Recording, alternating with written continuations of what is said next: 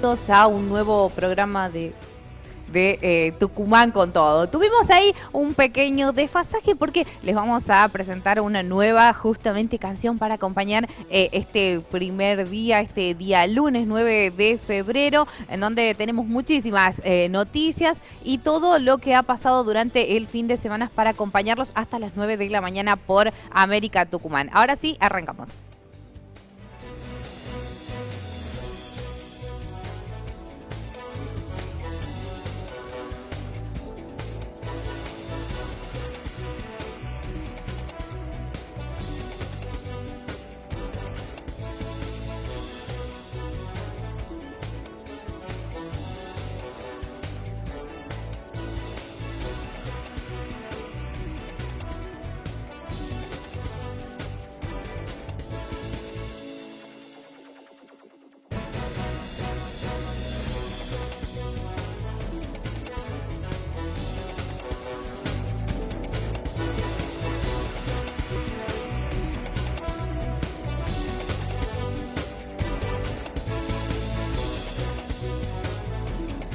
Tuvimos muchas actividades durante el fin de semana, hubo muchas noticias de todos los ámbitos, en el ámbito local, en el ámbito nacional, en el internacional, hubo muchas repercusiones, todo eso lo vamos a tener hoy en Tucumán con todo, así que los invitamos a que se queden con nosotros hasta las 9 de la mañana aquí en América Tucumán para conocer todo lo que tienen que saber para arrancar esta segunda semana del mes de febrero. Justamente vamos a comenzar con las presentaciones oficiales. Muy buenos días, Peti Piñata, ¿cómo le va?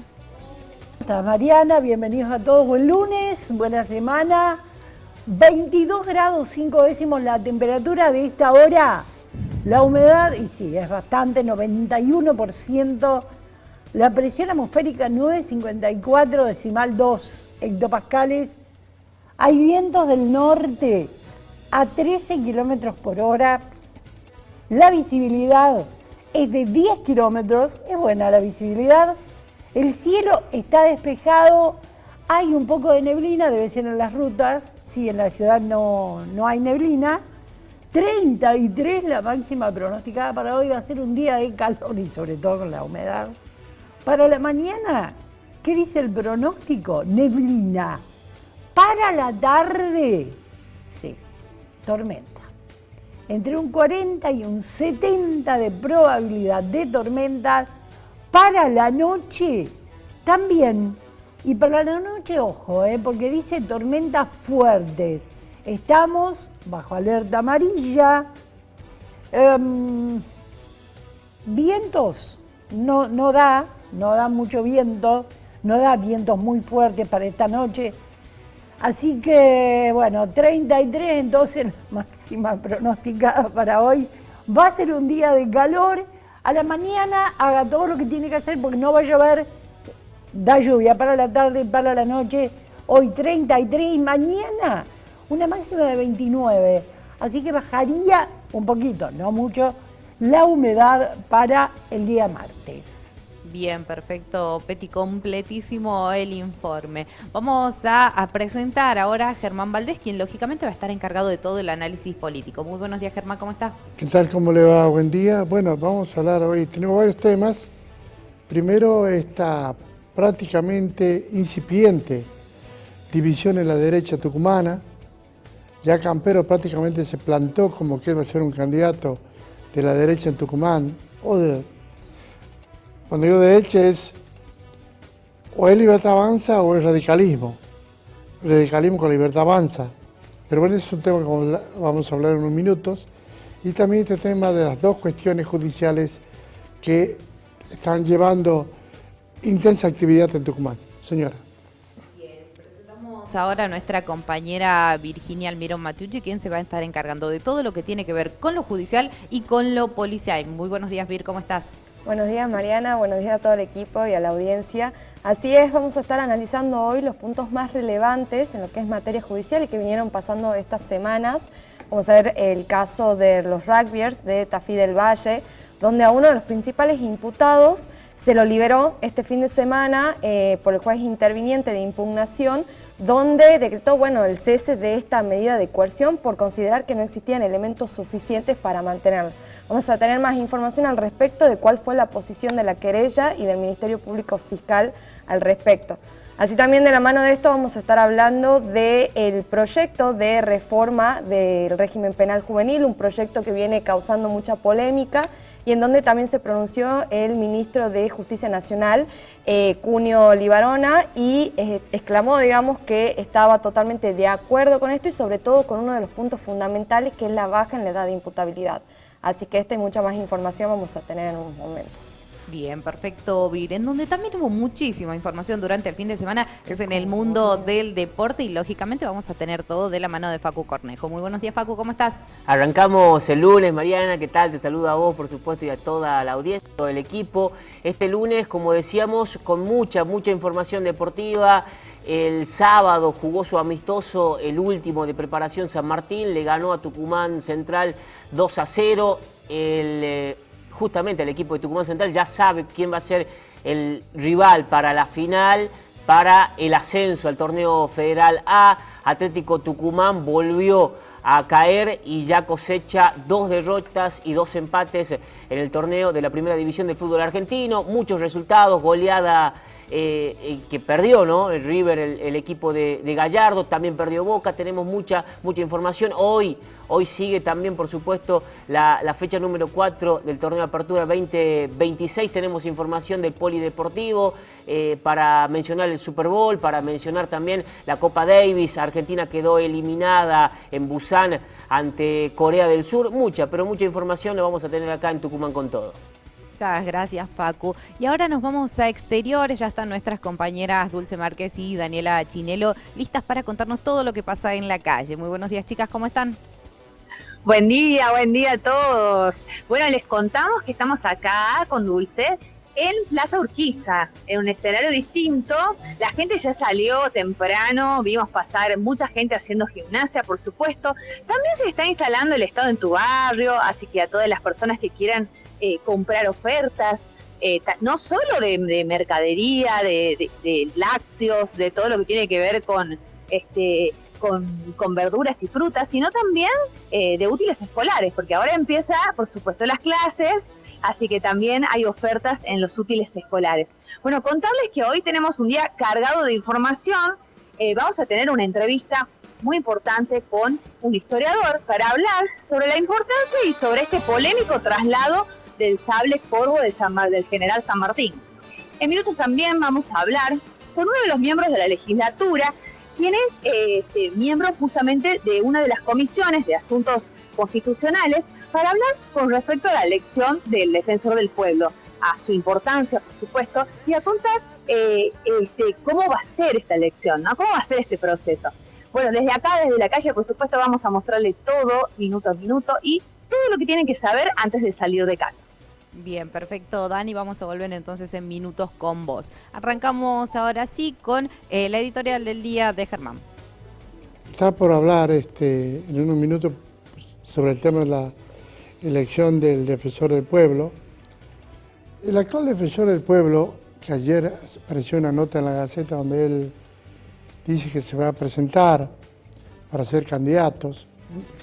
No nos olvidemos que Cobos nace en la famosa división entre Osvaldo Jaldo y Juan Mansur en el 21, en marzo del 21, el 8 de marzo del 21, el último día que había para elegir defensor del pueblo, se lo elige a Cobos, y allí se parte el peronismo con 1 o 2 votos de diferencia, por la cual digamos que después viene toda la historia de esa guerra, esa guerra interna en el peronismo de Tucumán.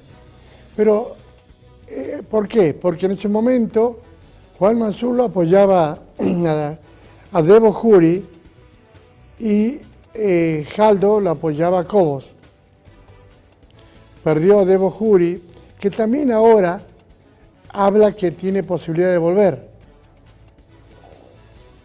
Digamos que Debo Juri y Cobos tienen algo de responsabilidad en toda esa ilusión que tuvieron la gente que se metió en los planes de automóviles y que metieron un amparo, una medida judicial para que las concesionarias no cobren las cuotas. Bueno, acaba de salir un fallo en contra hace poco tiempo y esa ilusión de la gente por el aumento desmedido de las cuotas quedó al margen porque la justicia falló a favor de las concesionarias.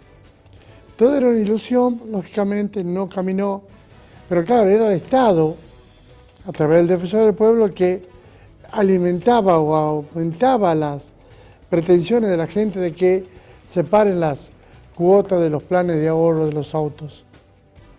Bueno, creo que es uno de los temas, porque también fue muy débil la gestión de Cobos en la cuestión de EDET, en la cuestión del manejo de las medidas contra EDET. Se cuestionó incluso en la misma legislatura.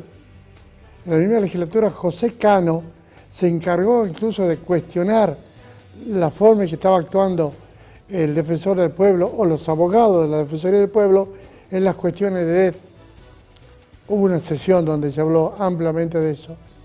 Pero bueno, él piensa que hizo bien las cosas y se va a presentar. Pero por lo que se sabe, quien corre con mayor fuerza es Tim Fernández, Agustín Tim Fernández, que fue intendente de la ciudad de Concepción, que fue diputado nacional, legislador provincial. Bueno, tiene sus laureles y además fue uno de los hombres que encabezó, siguiendo el lineamiento de Jaldo, esa división en el bloque del PJ a nivel nacional, porque él fue el jefe de bloque cuando se crea el bloque Independencia y se aparta de lo que era el peronismo nacional.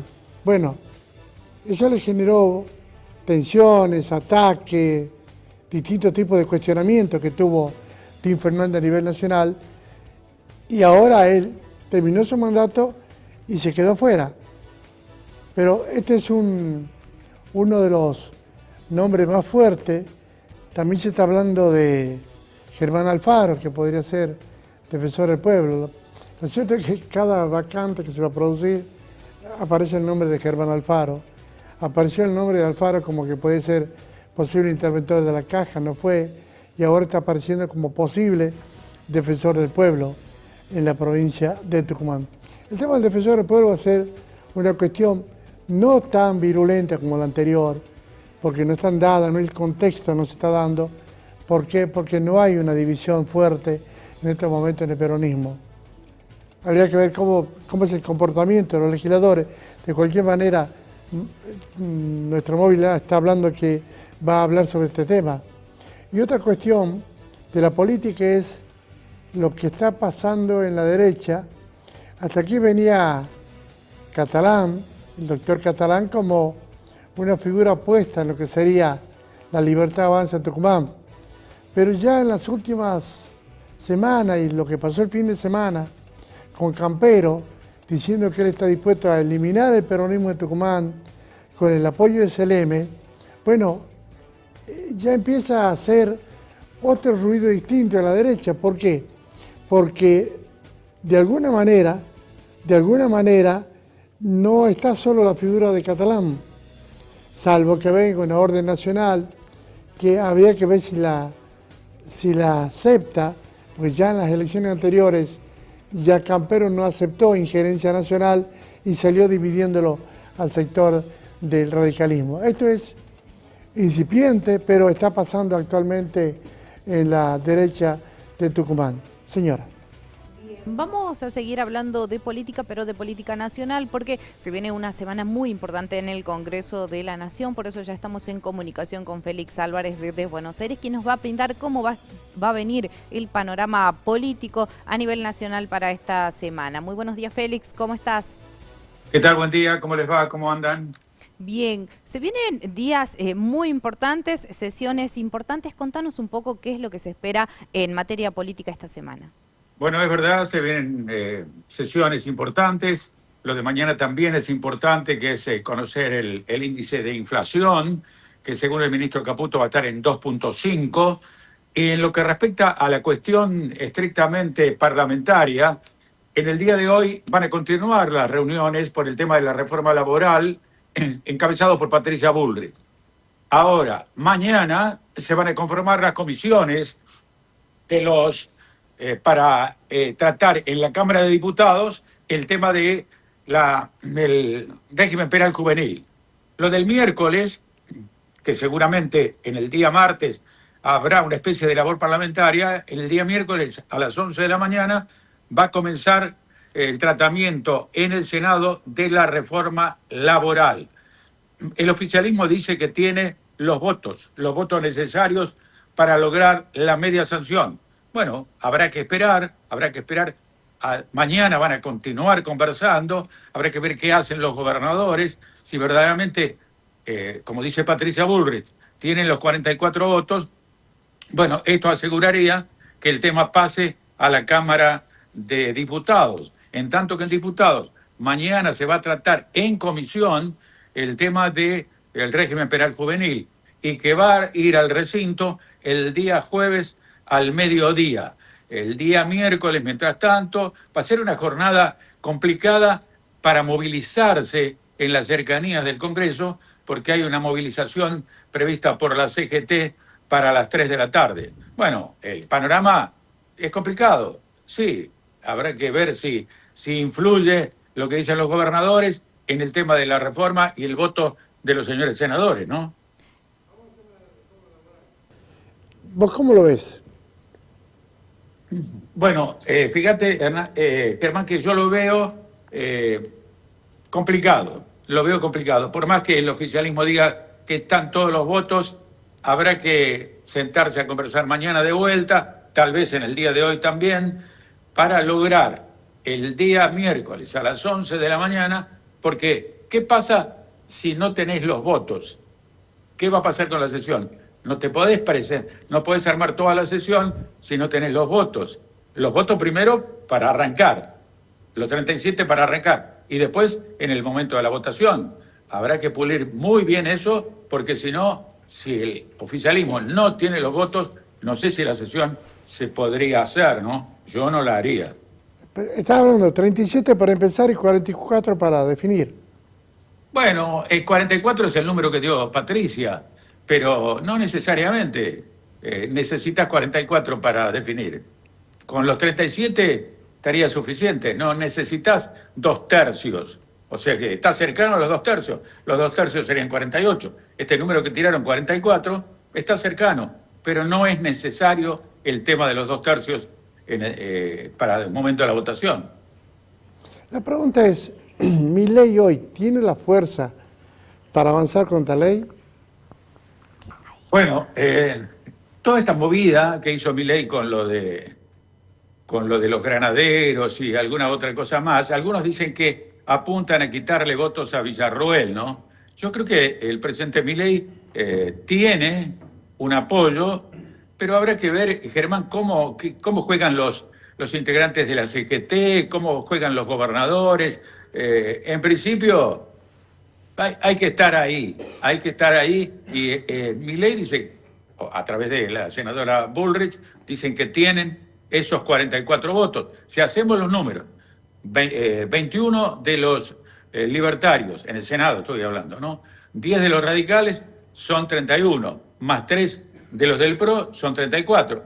Necesitas 3 votos más para arrancar la sesión. No parece tan difícil, no parece. Claro, con 37 no es difícil, son 3 votos. Claro, no es tan difícil, pero hay que ver qué pasa el día miércoles. Por lo pronto te digo. ¿Cómo lo ves jugando el peronismo ahora vos? Bueno, yo creo que en el caso del peronismo va a continuar con su postura.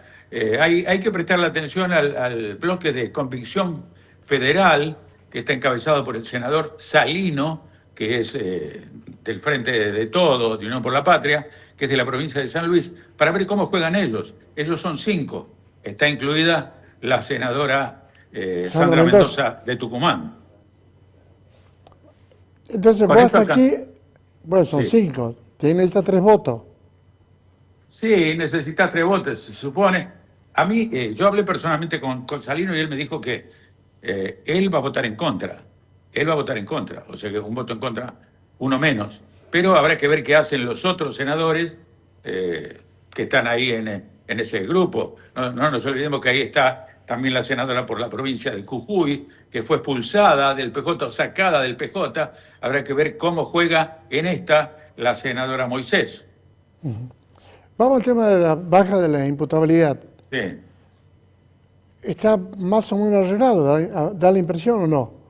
Sí, da la impresión, sí, yo creo que se va a mantener el número de 14, el número de 14 que ya se logró en el mes de diciembre con fines de noviembre, que se logró con el apoyo de todos. Pero ¿qué pasa? Ahora hay que conformar de vuelta las comisiones, Germán, porque después de diciembre la Cámara cambió. Habrá que ver si se sigue con eso del número de 14. El proyecto que había enviado el gobierno habla de 13 y dicen que el presidente Milei quería el número de 12. Pero entiendo yo que para poder lograr consenso va a quedar en 14. Eso más o menos los números dan. No tiene problema de números. Sí, en eso sí. Pero igual, va a haber mucha discusión, ¿no? El día jueves va a haber mucha discusión. Además con la movilización que seguramente va a haber también el día jueves, sirve como presión, ¿no? Pero claro, dentro es otra cosa. Pero un minuto nada más. Ahí salían ayer, yo veía por televisión, familiares de Juan Manuel de Rosas, descendiente, diciendo que el sable Corvo se le había regalado a San Martín a Rosas, que eso lo justifica el mismo Piña, y diciendo que la donación del sable se hizo al Museo Nacional con el objetivo de que lo vea todo el país, lo vea toda la sociedad, no en un regimiento donde no tienen acceso a la sociedad. Y además, en ese sentido, es una donación con cargo, es decir, no podés cambiar el cargo era para que lo vea todo el mundo. Bueno, sobre ese tema hay que hacer una aclaración, Germán. Dale. Lo va a poder ver toda la gente que vaya al regimiento de granaderos a caballo. Eso no es verdad. Lo que se dijo en un momento, que en Granaderos a Caballo, en la avenida Gaspar Campos, donde está un predio impresionante de Granaderos a Caballo, la gente no puede ir. Puede ir sin pagar nada. O sea que van a poder ir igual que iban, si es que iban, te digo. Yo vivo cerca del Museo Nacional y no era gran cantidad de gente la que iba, pero sí van a poder ir todo el público para ver el sable, que bueno, el sable corno, como dijo el presidente Milei, se equivocó ahí. Y además otro detalle, ¿no? Ustedes habrán visto del caballo que tira al granadero y desde la oposición están hablando, están haciendo circular todo tipo de versiones, pero sí se va a poder ver de acuerdo a lo que dijeron las autoridades. Félix, te agradezco muchísimo la gentileza para este diálogo. Bueno, muchas gracias a ustedes. Gracias. Mariana. Bien, perfecto, Germán. Vamos a continuar ahora con información importante a nivel local, por eso nos vamos rápidamente con Peti para conocer quiénes cobran en la jornada de hoy. Y comienza el calendario de febrero, jubilaciones y pensiones que no superen los saberes mínimos, DNI terminados en 0, asignación universal por hijo y asignación familiar por hijo, DNI terminados en 0, pensiones no contributivas, DNI terminados en 0 y en 1, asignaciones familiares de pensiones no contributivas, todas las terminaciones de documento hasta el día 12 de marzo. Les quiero decir algo, si se quieren comunicar con nosotros, lo pueden hacer a través de nuestro WhatsApp al 3813-396456, 3813-396456, allí podés dejar tu mensaje y estás comunicado con nosotros. Bien, perfecto. Y A lo que bien decís, también pueden seguirnos en las redes sociales, nos buscan como Tucumán con todo en Facebook e Instagram, y también nos pueden ver a través de nuestro canal de YouTube, nos buscan como América Tucumán y allí nos van a poder en este momento en vivo, pero también va a estar allí toda la programación y toda la actividad que realiza el canal y los diferentes programas. Nos vamos a meter ahora en el ámbito judicial. Hubo novedades durante el fin de semana sobre este caso del joven agredido en Manada, en Tafí del Valle, días atrás. Contanos, Vir, por favor, ¿qué es lo que pasó? Exactamente, Mariana, y el sábado hubo novedades en una nueva audiencia celebrada en el Centro Judicial de Monteros, en donde a uno de los principales imputados, Santiago Bagne, se le dio la libertad. Cuando intervino el juez Núñez Campero, en su momento por pedido del Ministerio Público Fiscal, se decretó esta medida de coerción, pero ahora el juez interviniente de impugnación decretó darle la libertad. El juez de impugnación, Edgardo Sánchez, hizo lugar al planteo de la defensa de Bagne, que está a cargo de los doctores Santa Marina y Azcárate, quienes argumentaron que la hipótesis elaborada por García de Targa, fiscal interviniente, y por el juez Campero no tenían la fundamentación y los elementos necesarios para sostener dicha medida. El representante legal de la víctima, José María Molina, rechazó los argumentos de la defensa y del Ministerio Público Fiscal, quien se allanó este pedido, al considerar que era contradictorio el planteo que se realizaba en esta audiencia, y señaló que no se pueden inducir nuevas pruebas, sino analizar lo que se resolvió en primera instancia. El cese de esta medida coercitiva no implica, por lo tanto, que Bagne quede desvinculado de la causa. Continuará siendo investigado y él mismo deberá cumplir con otras medidas de menor intensidad, como someterse al proceso sin obstaculizar la investigación, fijar domicilio y cumplir con la prohibición de contacto y acercamiento a la víctima Patricio Ledesma, mientras obviamente sigue la investigación y el proceso judicial. Bien, perfecto, Virginia. Vamos ahora a cambiar de tema, nos vamos a meter en el ámbito de la psicología y también para entender un poco sobre diferentes cuestiones que tienen que ver con el comportamiento de la sociedad, sobre todo en esta época de comunicaciones excesivas. Está conmigo ya el licenciado en psicología, Nicolás Gómez, con quien vamos a hablar de dismorfia corporal, esto que vemos últimamente mucho, quizás se vio desde siempre, pero también la influencia y el impacto de las redes sociales tienen mucho que ver. Muy buenos días, Nicolás, ¿cómo estás? Bien, un placer recibirte para hablar de un tema que está siempre de alguna manera en el tapete, pero que a veces no nos damos mucha cuenta porque justamente el impacto de las redes y la enfatización de lo corporal y de la perfección hace que de alguna manera se naturalice. Pero arranquemos por el principio. ¿Qué sería la dismorfia corporal? La dismorfia corporal tiene dos, se divide en dos. La dis es una alteración, es una deformación que uno claramente piensa a salud mental que es así, y morfe, que viene del griego, es forma. Entonces, la dismorfia es una alteración en la forma, es decir, la alteración de la forma en cómo yo me veo, ¿no? Me gusta una frase que he leído una vez que dice que las redes sociales editan imágenes, pero no emociones. Sí. Qué importante, ¿no? Y qué impactante que es esto en vinculación de la dismorfia corporal con las redes sociales en sí, ¿no? Porque las redes sociales plantean un perfeccionismo, es decir, una cara perfecta, porque uno filtra labio, boca, nariz, cara, todo lo demás, pero no filtra, o sea, deja mucha deuda con nuestro propio cuerpo, ¿no? Porque nos encontramos en una posición y en una situación diferente a lo que estamos viendo y necesitamos totalmente de ese gran filtro, por así decirlo, de las redes sociales, aquellas personas que padecen de este trastorno psicopatológico, que bueno, que claramente hay un profundo padecimiento de lo que es en salud mental. El filtro claramente no es bueno para las redes sociales, ni para uno mismo, ¿no? Porque cuando uno empieza a tener una relación de similitud o de aprobación constante con el filtro, ahí se empieza todo lo que sería el trastorno dismórfico corporal. ¿Cuándo esto llega a ser un trastorno? Porque es absolutamente habitual, el uso de las redes lo tenemos todos, el hecho de tratar de verse bien, salir bien, etcétera, etcétera, pero ¿cuándo esto pasa a ser ya un trastorno y necesita de atención? Primero quiero aclarar que verse bien es salud, es salud, ¿no? Sí. El vestirse bien, el peinarse, ir a la peluquería, el pintarse, hace bien, ¿no? Creo que cuando no es salud es cuando algo es excesivo, es cuando hay es cuando está exacerbado ese ideal, ¿no? Que acá también influye mucho lo que es el nivel mundial, la televisión, las redes sociales, el gran imagen idealista, en la cual plantean muchos, y claramente termina afectando a la persona, ¿no? Porque uno intenta llegar a ese ideal. Sí. Y claramente sabemos que en ideales es muy difícil poder llegar, porque somos personas y, Claro. y muchas veces estamos en deuda con nosotros mismos.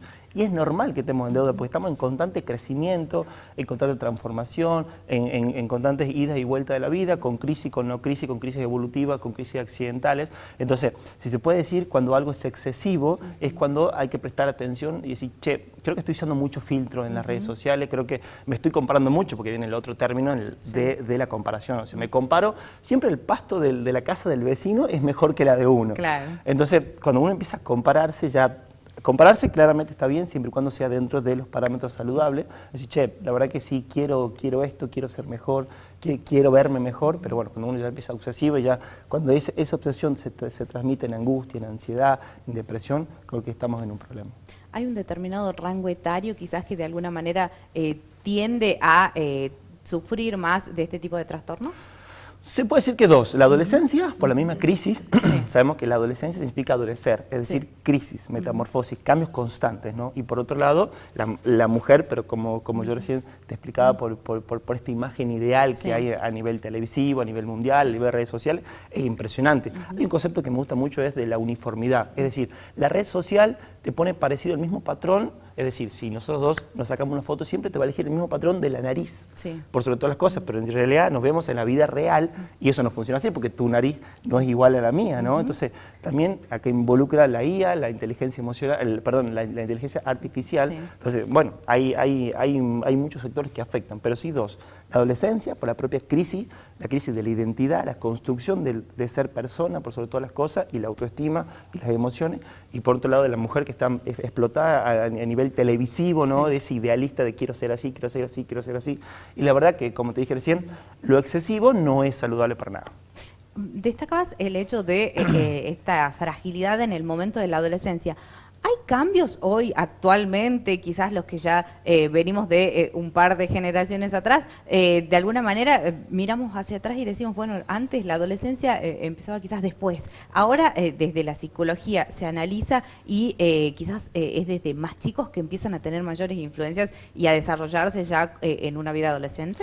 Gracias a los contextos de los cuales vivimos hoy, sociales y culturales, claramente la adolescencia ha disminuido la edad por sobre todas las cosas. Ha disminuido la niñez de alguna manera. Totalmente. Y los niños y adolescentes hoy por hoy están hiperestimulados en cuestiones de herramientas de celulares, de tablets, de tecnología. Que ojo, ¿no? O sea, si se usa bien y hay ordenado, y es ordenado, sirve mucho, ¿no? Pero claramente cuando hay un desfasaje no es bueno. Inclusive para los padres, siempre cuando charlamos en el grupo de padres, trabajamos estos aplicativos, que de hecho está hoy por hoy de controles parentales para sus propios hijos, ¿no? Que usen, bueno, determinado horario Facebook, determinado horario Instagram, entonces sí.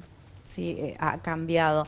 Te saco un poquito de esto, Nicolás, hablando de las redes sociales. Hemos visto en estos últimos días una explosión de... ¿sería un equivalente a las viejas tribus urbanas? Estos terians y estas diferentes cuestiones que de alguna manera se identifican o se autoperciben, de acuerdo a lo que dicen, con animales.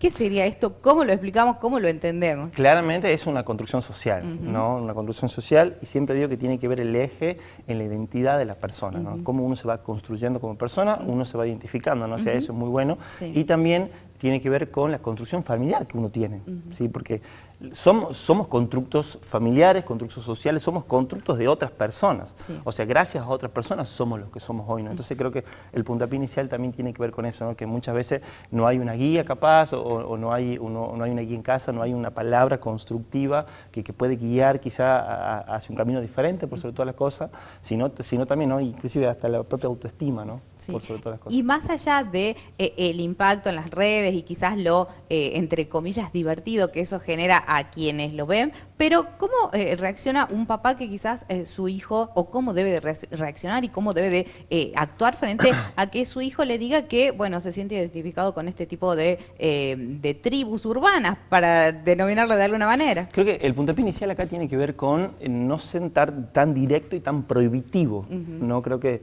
el adolescente de por sí o el joven le rechaza a la ley, a la prohibición, a los famosos no. Sí. A veces uno como padre dice siempre no rápido y dice, che, debería escuchar. Yo sé quizás que no estoy de acuerdo, que no te hace bien, que no te lleva a buen camino, que no vas a llegar allá, pero te escucho. Sí. Porque eso al joven o adolescente lo hace sentir escuchado y valioso, ¿no? O sea, valioso en el sentido de siento que alguien valida mi opinión, siento que tengo una persona que me escucha y siento que soy importante. En primer lugar, la escucha activa por sobre todas las cosas, sin tanto no al principio, sino escuchar, por eso tenemos 2 oídos y una sola boca, por sobre todas las cosas, y en segundo lugar, poder validar y en el medio de la escucha uno ir corrigiendo ciertas cuestiones que quizás, como recién te dije, para la familia no es saludable eso. Bien, Nicolás, muchísimas gracias por venir, un placer escucharte y seguramente vamos a seguir hablando de diferentes A temas. ustedes, muchísimas gracias por la invitación. Bien, vamos a cambiar de tema, nos vamos a meter en el ámbito del deporte. ¿Hubo novedades, Facu? Sí, porque vamos a hablar de San Martín, que el sábado en la Ciudadela y con su gente jugó y se midió ante el Rojo de Villa Elena, ante Tucumán Central. Fue triunfo de San Martín, el equipo de Andrés Iliana. Ahí vamos a ver los goles, porque el primero llegaba en la cabeza, el testazo de Nicolás Fosa Ferreira, uno de los refuerzos elegido como el jugador del partido. Fíjate, el centro y el cabezazo hundiéndose en el área chica, el festejo mesurado, entendiendo que era el último de los amistosos de la pretemporada. Después, ya con los ingresos, por ejemplo, de Gonzalo Rodríguez y de Dielos, de Diego Dielos, para que también allí marque el segundo tanto del partido y para que el Santos se quede con este amistoso que se entiende el contexto, ¿no?, de los diferentes justamente escenarios, contextos de los equipos. Tucumán Central preparándose y para tener justamente lo que es el rodaje de cara al partido final para el ascenso al Federal A. Y San Martín es el último de los amistosos de la pretemporada para que pueda llegar de la mejor manera al siguiente domingo, cuando a partir de las 7 de la tarde reciba a Patronato. Entonces, bueno, son los goles. También tenemos las declaraciones de los protagonistas, porque habló Andrés Iliana, dejó las sensaciones de lo que fue este triunfo, más que nada para no tanto el resultado, sino darle continuidad y rodaje a cada uno de los refuerzos. Llegaron muchos jugadores. Un equipo prácticamente nuevo, totalmente. Totalmente. Sí, bueno, sí. Los goles, Fosa Ferreira y Dielos, 2 de los refuerzos. Sí. Por ejemplo, bueno, sí estuvo el Caco García, estuvieron otros futbolistas más. Algunos dicen que también la directiva, el cuerpo técnico de San Martín, aprovechó este amistoso para ver a algunos jugadores de Tucumán Central. Bien. Que el mejor equipo del fútbol local en la actualidad. Y lo ha demostrado, Sí.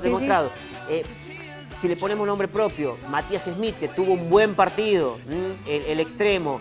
Le pongamos otro nombre, Matías Perdigón. Bueno, ya se ha probado hace unos meses Bruno Medina. Lo tuvimos el otro día acá conversando a través de la videollamada a Walter Arrieta, al entrenador. Y bueno, me gustaría escucharlo al entrenador de San Martín, a Andrés Iliana, que esto decía post partido. Bueno, tiene que sabemos que tenemos que ser protagonistas del torneo. A ver, el balance es positivo, porque bueno, la idea de estos amistosos siempre es sumar minutos, que el jugador llegue lo mejor posible, con el mayor ritmo posible a los primeros partidos. Lógicamente nunca es igual que la competencia oficial, principalmente en lo emocional, pero bueno, sumamos, se van conociendo un montón de chicos, algunos han llegado hace muy poquito también, pero bueno, el objetivo principal es conocerse, que incorporen cosas que uno, desde la idea del juego, lo vamos haciendo. Sabemos que estamos en camino, necesitamos a medida que el torneo vaya corriendo, seguir incorporando cosas y mejorando, ¿no? Sí, lo hablamos mucho, la pelota parada le damos importancia, es muy importante. Es importante finalizar las jugadas, porque el objetivo siempre de mover la pelota o detenerla es encontrar espacios detrás de la gente que te viene a presionar, tener eso claro, que siempre el objetivo de la posesión es avanzar, no es hacer posesión por posesión. Intentamos darle al equipo transiciones rápidas, trabajamos para eso, creo que tenemos que darle un salto más todavía, el tiempo nos va a dar esa posibilidad. Y después hay muchos jugadores de experiencia, de categoría, que yo sé que cada cada fin de semana van a sacar algo más, nos van a dar ese equilibrio emocional que se necesita.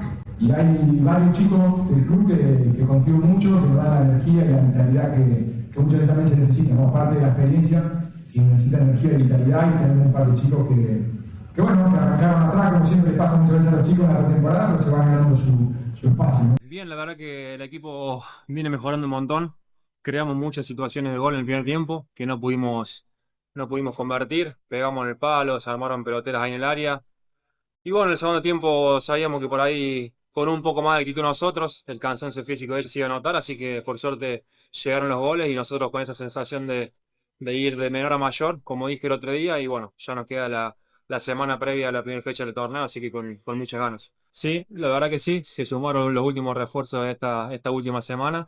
La idea ya va quedando muy clara, los jugadores la estamos agarrando, hoy pudimos hacer varios movimientos de lo que venimos trabajando hace ya 15, 20 días, y bueno, esa es cuestión de aceitar el equipo, los jugadores, los movimientos, así que como te dije, con esa sensación linda de que las cosas van saliendo y bueno, con muchas ganas de ya jugar por los 3 puntos, ¿no? Hermoso, el estadio hermoso, la gente, ya jugar con público, y bueno, ya sabiendo que el domingo que viene el estadio va a estar lleno, va a estar repleto, así que ese otro aliciente más para esperar con mucha ganas el debut acá. Bien, perfecto, Pacu. ¿Cuándo juega San Martín? El próximo domingo a partir de las 7 de la tarde en la Ciudadela. Hay Nicolás Fossa Ferreira, el autor del primer tanto santo, la figura de este partido amistoso. Decía la calidez y esto de jugar en la Ciudadela para los jugadores que llegan a la provincia, que no son tucumanos, es especial. Jugar en la Ciudadela, jugar en el José Fierro, en el caso de la vereda de enfrente, pero como decíamos, el debut del Santo en la Primera Nacional 2026 va a ser el próximo domingo a partir de las 7 de la tarde ante Patronato. El rival de San Martín en el amistoso Tucumán Central también tiene certezas, ya tiene el rival para lo que va a ser esta final por el ascenso al Federal A, y es precisamente General Paz Juniors, que ganó en la banda y va a jugar por el ascenso el Poeta Cordobés. Le ganó al equipo santiagueño, por eso va a ser el rival de Tucumán Central, y veremos si a partir de la próxima semana, ya con la definición esta de quién va a ser el representante que juegue en el Federal A, veremos si es que algunos jugadores de Tucumán Central se suman o no al elenco de San Martín. Bien, perfecto, Facu, te comprometo porque después tenemos que repasar Atlético, lo que pasó con River y también derrota de Boca, así que perdieron todos. Mucho, tenemos los goles, tenemos todo para repasar de acá hasta las 9 de la mañana. Bien, perfecto, Facu, nos vamos ahora al primer corte de esta mañana, volvemos enseguida con más información.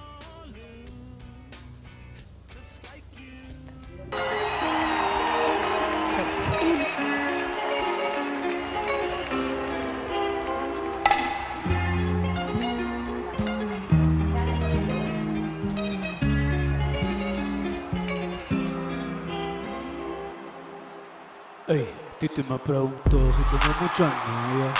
Ey, muchas novias. Hoy tengo a una, mañana otra. Pero no hay boda. Titi me preguntó si tengo muchas novias. Ey, muchas novias. Hoy tengo a una, mañana otra. Ey, me la voy a llevar a todas pa' un VIP. Ey, saludan a Titi, vamos a tirar un selfie. 6 chis, que sonríen las que ya les metí en un VIP. Ey, saludan a Titi, vamos a tirar un selfie. 6 chis, que sonríen las que se olvidaron ya de mí. Me gustan mucho las Gabriela, la Patricia, la Nicole, la Sofía. Mi primera novia en Kinder María y mi primer amor se llama Batalía. Tengo una colombiana que me escribe todos los días y una mexicana que ni yo sabía. Otra en San Antonio que me quiere todavía y las de PR que toditas son mías. Una dominicana que juega bombón, ey, uva bombón. La de Barcelona que viene en avión y dice que me hizo de cobrón. Yo dejo que juegue con mi corazón. Quisiera mudarme con todas por una mansión. El día que me case te envío la invitación. Muchacho, deja eso. Antes tú me pichabas, ahora yo picheo. Antes tú no querías, ahora yo no quiero. Antes tú me pichabas.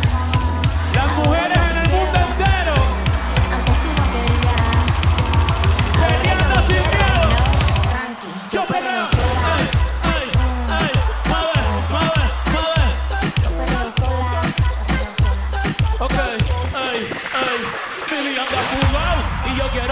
le esconda. Agárralo como bonga. Se metió una que la pone cachonda. Ey, bríncalo, dínalo hondo. Ey, si te lo mando no me llames. Que esto no es pa' que me ames. Si tu novio no te... Pa' eso que no. Ey, ey, en el perreo no se quita. Kumi se pone bella. Ey, me llama si me necesita. Ey, pero por ahora está solita y yo perrea. Bienvenido a la fiesta más grande del mundo entero. Ey, ey, yo la conocí a mi hombre freaker. Ella sabe que aquí hay ticket. Quiere que yo se la aplique. Que para que se la trafique. Ey, voy a llevarte pa' PR, mami, pa' que veas cómo es que se perrea. Trae...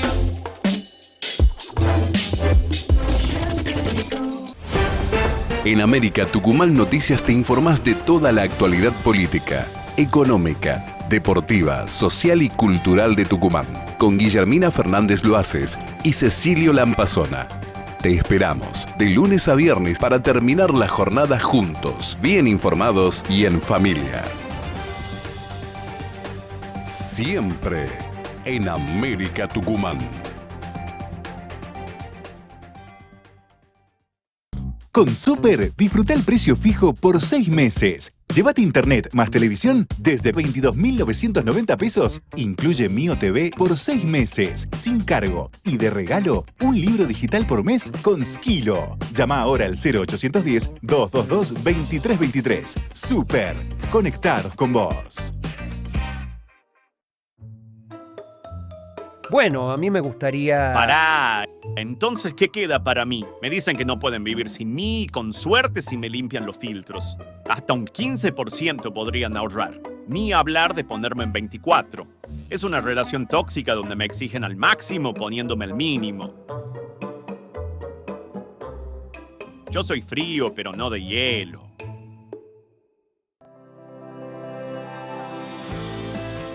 En esta gestión, cada decisión nace del diálogo, del territorio, de la cercanía con la gente.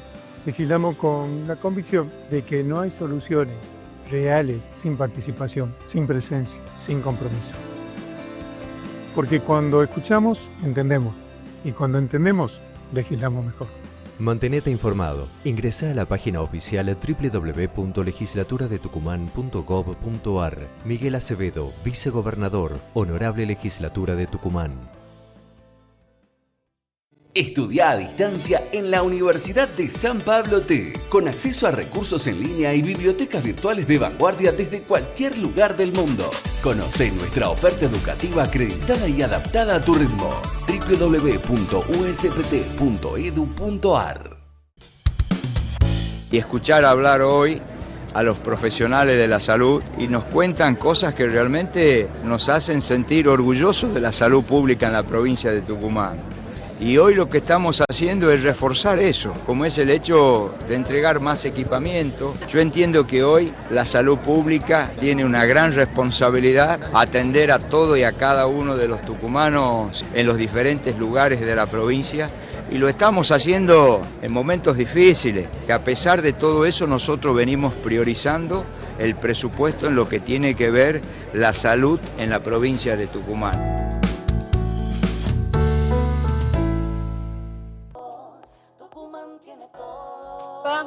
¿Dónde vamos de vacaciones este verano? ¿A Tucumán? ¿A Tucumán? Sí, ¿qué tiene? Tiene historia y cultura para inspirar y famosos sabores que probar. Ay, qué hermosa y radiante que es Tucumán. Tucumán tiene todo. Tucumán tiene todo. Tucumán tiene todo.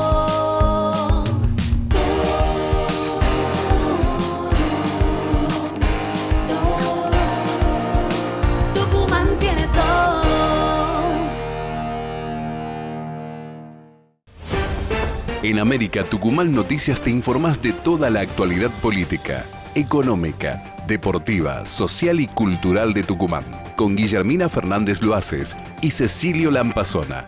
Te esperamos de lunes a viernes para terminar la jornada juntos, bien informados y en familia. Siempre en América Tucumán.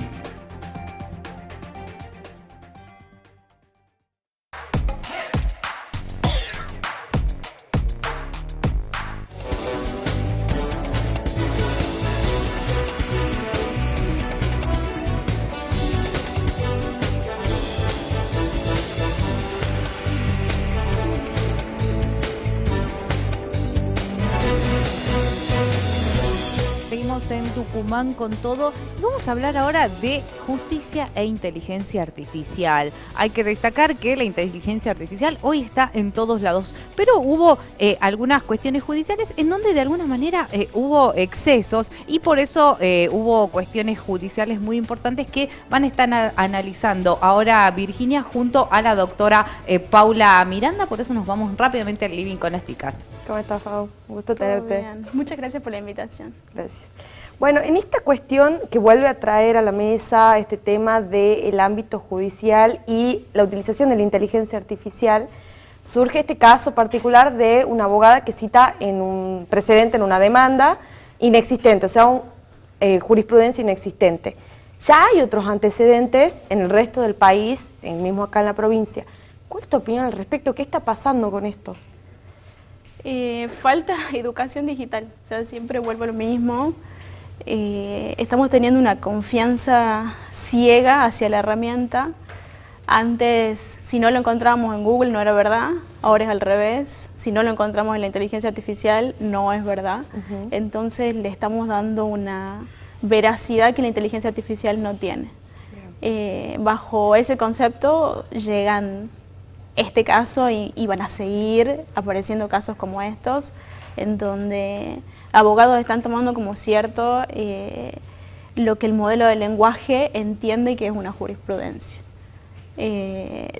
No es, uno tiene un nombre que hace creer que es muy inteligente el modelo de lenguaje, pero no es tan inteligente, no tiene sentido común, no tiene muchas cosas que tiene el ser humano, entonces no puede suplir la acción del ser humano, es una herramienta. Claro, se No es acerca más que mucho eso. a la humanización, pero no deja de ser, de tener ese lado, digamos, de que sigue siendo una herramienta de tecnología. También estaba esta polémica de la sanción en cuanto a esto. ¿A quién corresponde la sanción y qué tipo de sanción? ¿Hasta dónde llega el límite de una sanción en estos casos? Porque se está hablando de profesionales que intervienen, ya sea abogados, magistrados, porque también sucedió en jueces. Sí, así como lo decís, también ha sucedido en jueces, no acá en la provincia. Este es el primer fallo que tenemos en la provincia y ha sido un abogado, no ha sido advertido por el juez, ha sido advertido por el abogado de la contraparte. Son alrededor de 6 jurisprudencias falsas, inexistentes. Y con respecto a la multa, bueno, hay toda una controversia porque no se está multando el uso de la herramienta, ¿sí? No te multan por usar inteligencia artificial. Por ahí los títulos no son los mejores y son muy engañosos y te llevan a creer que al abogado lo están multando por usar inteligencia artificial. Y la realidad es que no, lo que se multa es una acción dentro del proceso, ¿sí? Por eso se citan desde el artículo 24 al 26 del Código Civil y Comercial Procesal de Tucumán. Y específicamente la multa va hacia la mala fe que tiene el abogado porque le dan una instancia para poder reconocer que está usando inteligencia artificial o bien para presentar la jurisprudencia, si dice que es real, que presente los pliegos básicamente. Y no ha tomado ese tiempo que le ha dado el juez para presentarlo, sino que ha hecho todo lo contrario, ha presentado otra jurisprudencia nueva, links de nuevo que no funcionan, hay un link que específicamente dice ChatGPT. O sea, entonces, negó encima que había utilizado. Niega y redobla la apuesta, por eso se la sanciona específicamente y la multa es procesal. Bien. Esto también que mencionabas recién, el tema de la mala fe procesal. Había esta controversia entre muchos abogados porque hay una parte que dice, bueno, sí, que están abogando por la utilización más en el ámbito judicial de la inteligencia artificial y defienden esa utilización y dicen no hay que exponer al profesional que utiliza porque puede haber errores dentro de lo que es ese manejo. Pero por otro lado también dicen, no, ¿cómo se prueba esa mala fe o esa malicia desde el lado del profesional de decir, che, yo estoy usando esta herramienta, sé los riesgos que corro si entro y pongo directamente un precedente que no existe? O sea, ¿cómo realmente se prueba y se contrapone eso? No, en el fallo no hay una prueba de que usó inteligencia artificial, es una hipótesis que se considera verosímil porque el juez fundamenta, intenta explicar de dónde pueden venir las citas falsas, porque son 6, y después la redobla, entonces terminan siendo como 12, 10 citas en total. Y muchos links que no llevan a ninguna parte. Entonces, entendiendo o intentando entender el juez por qué llega a presentar ese tipo de jurisprudencia, dice, bueno, la hipótesis que plantea la contraparte de que han sido creados por modelos de lenguaje y que son alucinaciones, yo la considero verosímil a pesar de que no se prueba. Bien. Por eso la sanción no va hacia la alucinación específicamente, es un fundamento de la sanción, pero no es por eso, ¿sí? Está en la mala fe procesal, en la temeridad y la mala fe procesal, que es esto de creer que, no de creer, sino de saber que no tiene razón y continúa con el planteo procesal. Bien. ¿Sí? Así- Eso es lo que se sanciona. Hacías una diferencia entre sesgo y alucinaciones. ¿De qué se trata esa Bueno, diferencia? en el debate, cuando el abogado le advierte al juez que están frente a una alucinación, lo que hace es usarlo como analogía, dice alucinación o sesgo, y la Ujú. realidad es que no son lo mismo. Bien. La alucinación es cuando el modelo de lenguaje inventa algo que no existe, crea algo nuevo siguiendo una estructura. ¿Por qué? Porque ha sido creado de esa forma. El modelo de lenguaje siempre tiene que dar una respuesta. Si no conoce la respuesta, la inventa. ¿Y cómo la inventa? En base a todo lo que ha aprendido. Una jurisprudencia tiene una estructura. Tenés que poner la sala, el juzgado, de qué tribunal es, o sea, toda esa información, el año, el expediente, toda esa estructura la sigue el modelo de lenguaje, entonces cuando vos la lees decís, esta jurisprudencia está perfecta. Sí. Te la apariencia. orienta incluso hacia el sector que vos necesitas, en este caso de daños y perjuicios, sobre una empresa de turismo, y ha buscado jurisprudencia semejante, pero en realidad quiere jurisprudencia inexistente.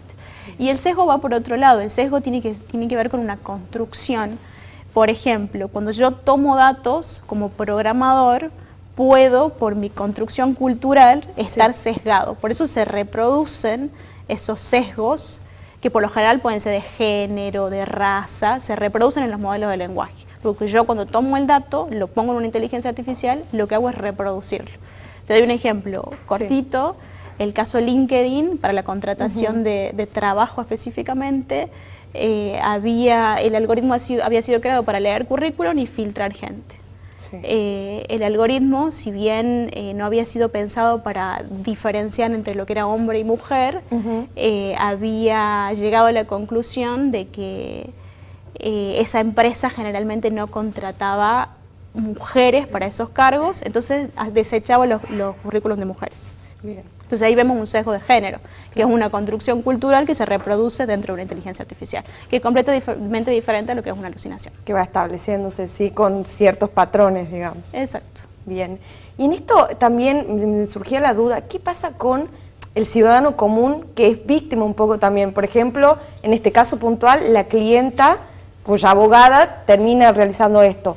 Pero pasa mucho en la gente común que tiene ese miedo de, bueno, sabemos que este avance tecnológico y más de tecnologías generativas va a seguir en aumento, más en un ámbito como el nuestro. Entonces, ¿qué pasa con esa equiparación de, bueno, no tengamos miedo a la utilización de la inteligencia artificial y sus herramientas, pero por otro lado, ¿qué pasa con estos casos y la gente que termina perjudicada indirectamente también?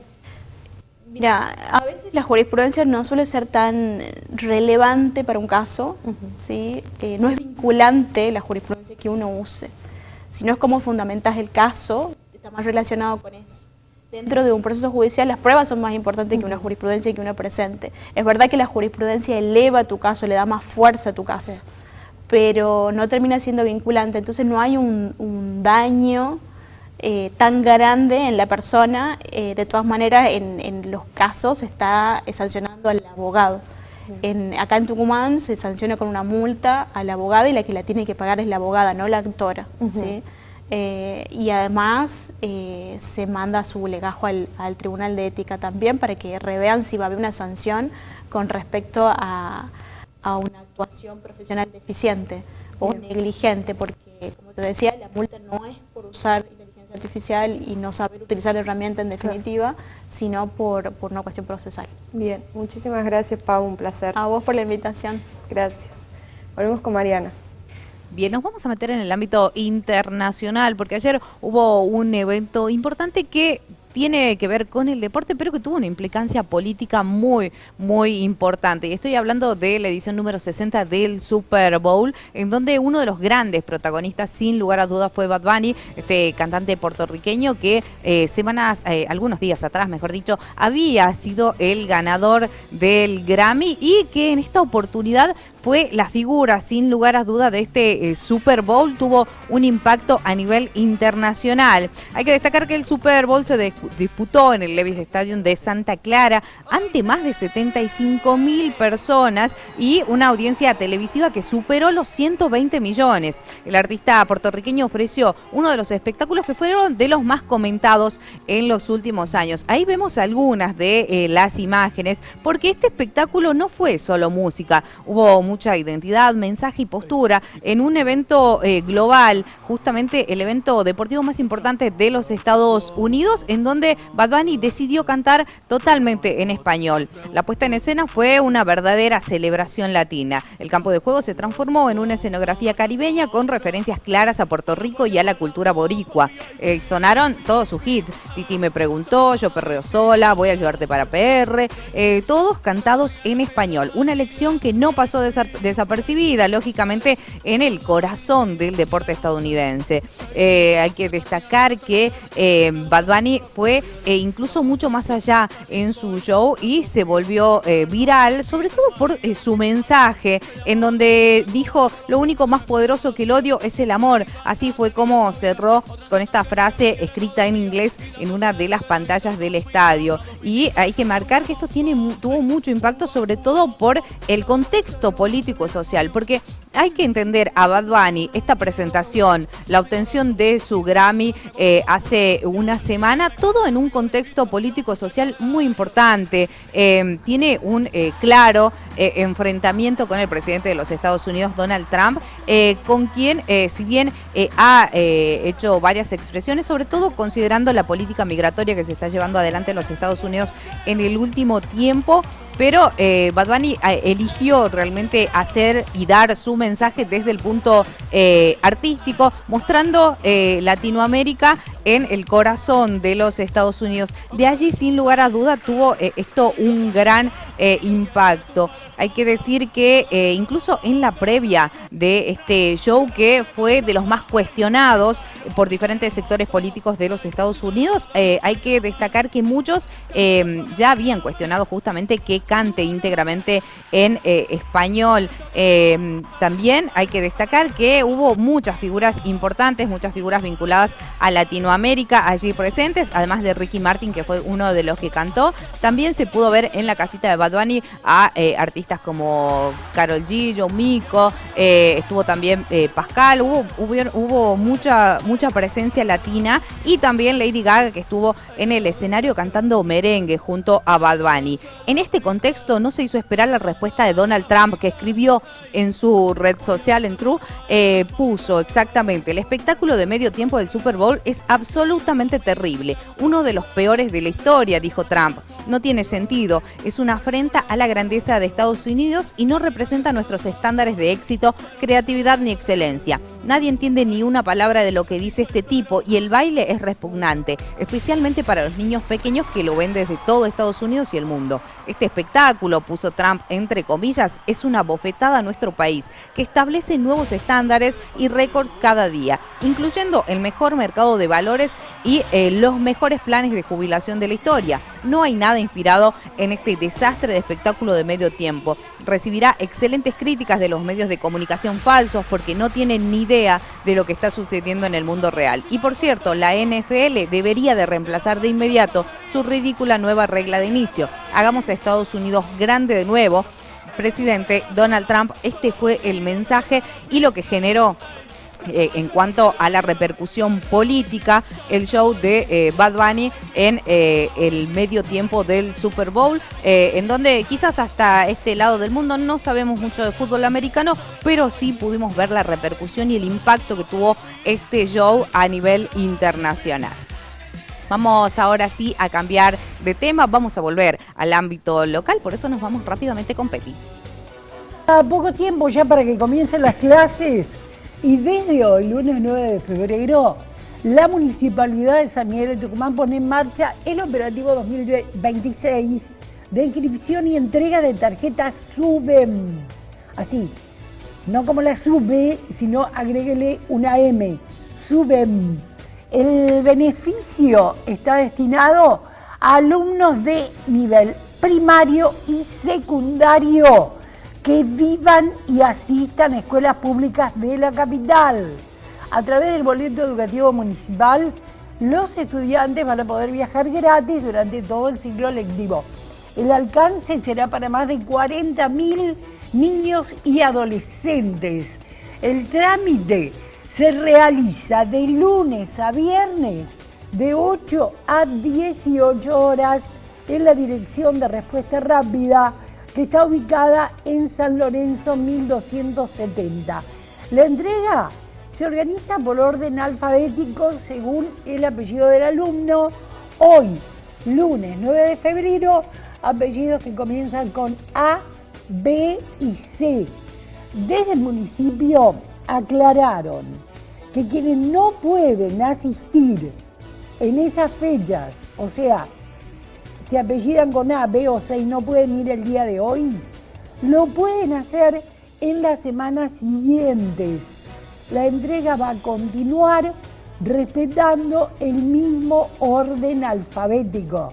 El beneficio permite viajar gratis en las líneas urbanas desde la 1 hasta la 19.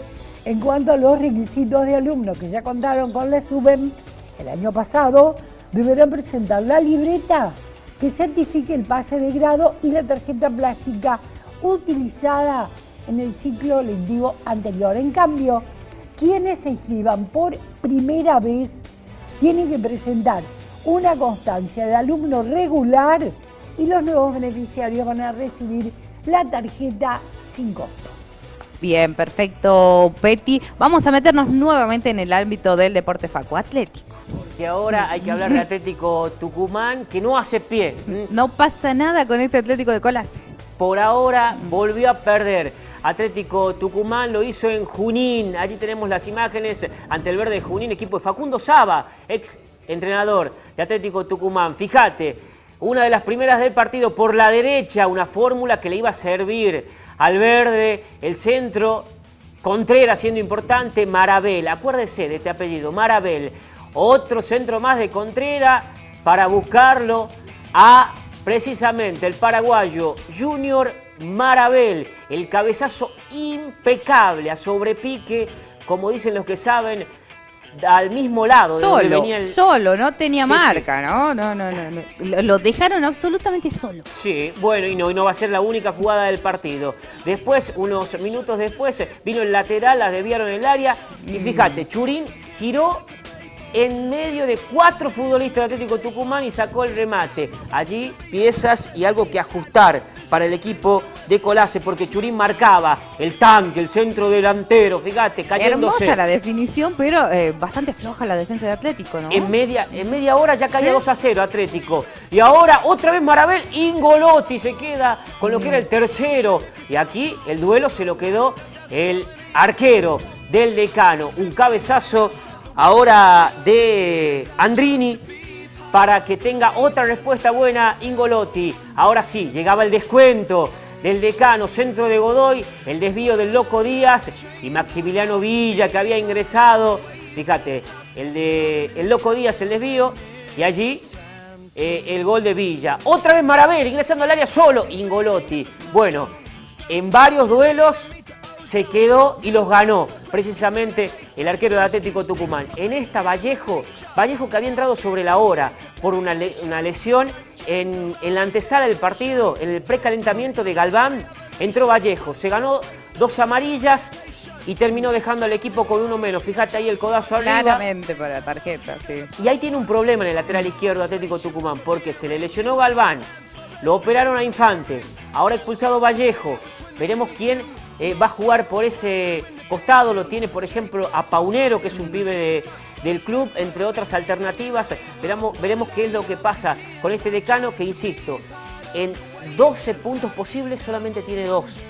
Y los cuestionamientos son cada vez más tajantes, más fuertes para con Colase para con este equipo que no hace pie, que tendrá que redimirse ante Estudiantes de Río Cuarto. En la próxima fecha, el sábado, va a jugar Atlético Tucumán en condición de local ante su gente. Veremos si el rigor, el calor, la calidez de 25 de mayo y Chile los motiva a... Y un partido a priori ganable contra uno de los ascendidos. Así que habrá que ver el contexto. Como punto alto me parece que el hecho de que Ingolotti está volviendo a subir el nivel. Venía de un parate muy largo sin actividad, fue figura en Central Córdoba un par de años atrás, luego suplente mucho tiempo en Gimnasia, está volviendo de a poco a subir el nivel dentro de todo este panorama sombrío de Atlético. Y necesita un equipo, una defensa y todo un equipo compacto que lo acompañe y sea importante también, no recaer solamente para con el arquero, pero lo cierto es que Atlético Tucumán volvió a caer, solamente cosecha 2 puntos en estas 4 fechas.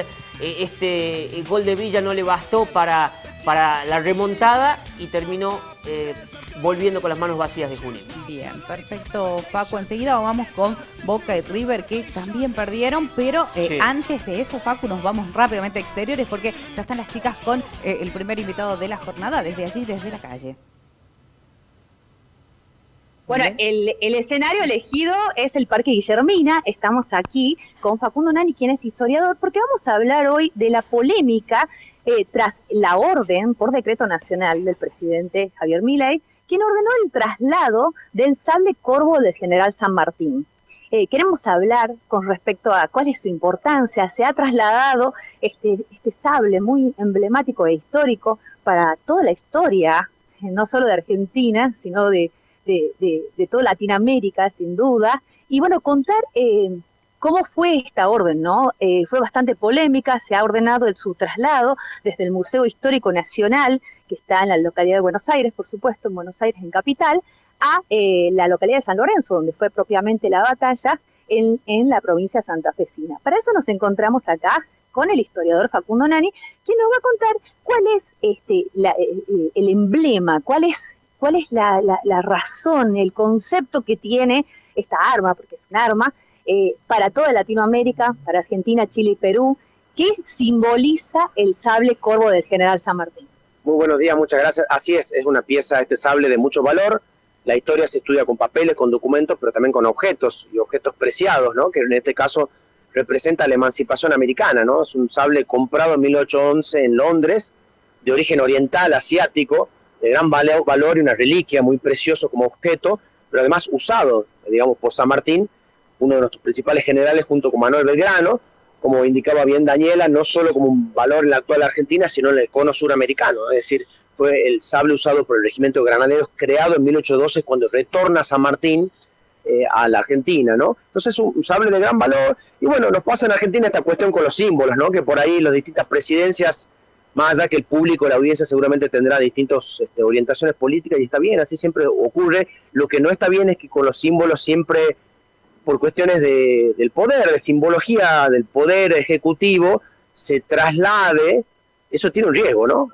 La pieza fue trasladada para los actos al convento de San Lorenzo y después nuevamente al regimiento de granaderos. Entonces un poco el argumento es, si el mejor lugar es el Museo Histórico Nacional, que está en la zona de San Telmo, en Buenos Aires, en el Parque Lezama, si el lugar adecuado era el museo, donde estuvo desde el 2015 en adelante, ya vamos a repasar, o ahora, que es después del acto que estuvo en San Lorenzo, en el Regimiento de Granaderos, en Palermo. Y en realidad hay argumentos para una cosa u otra.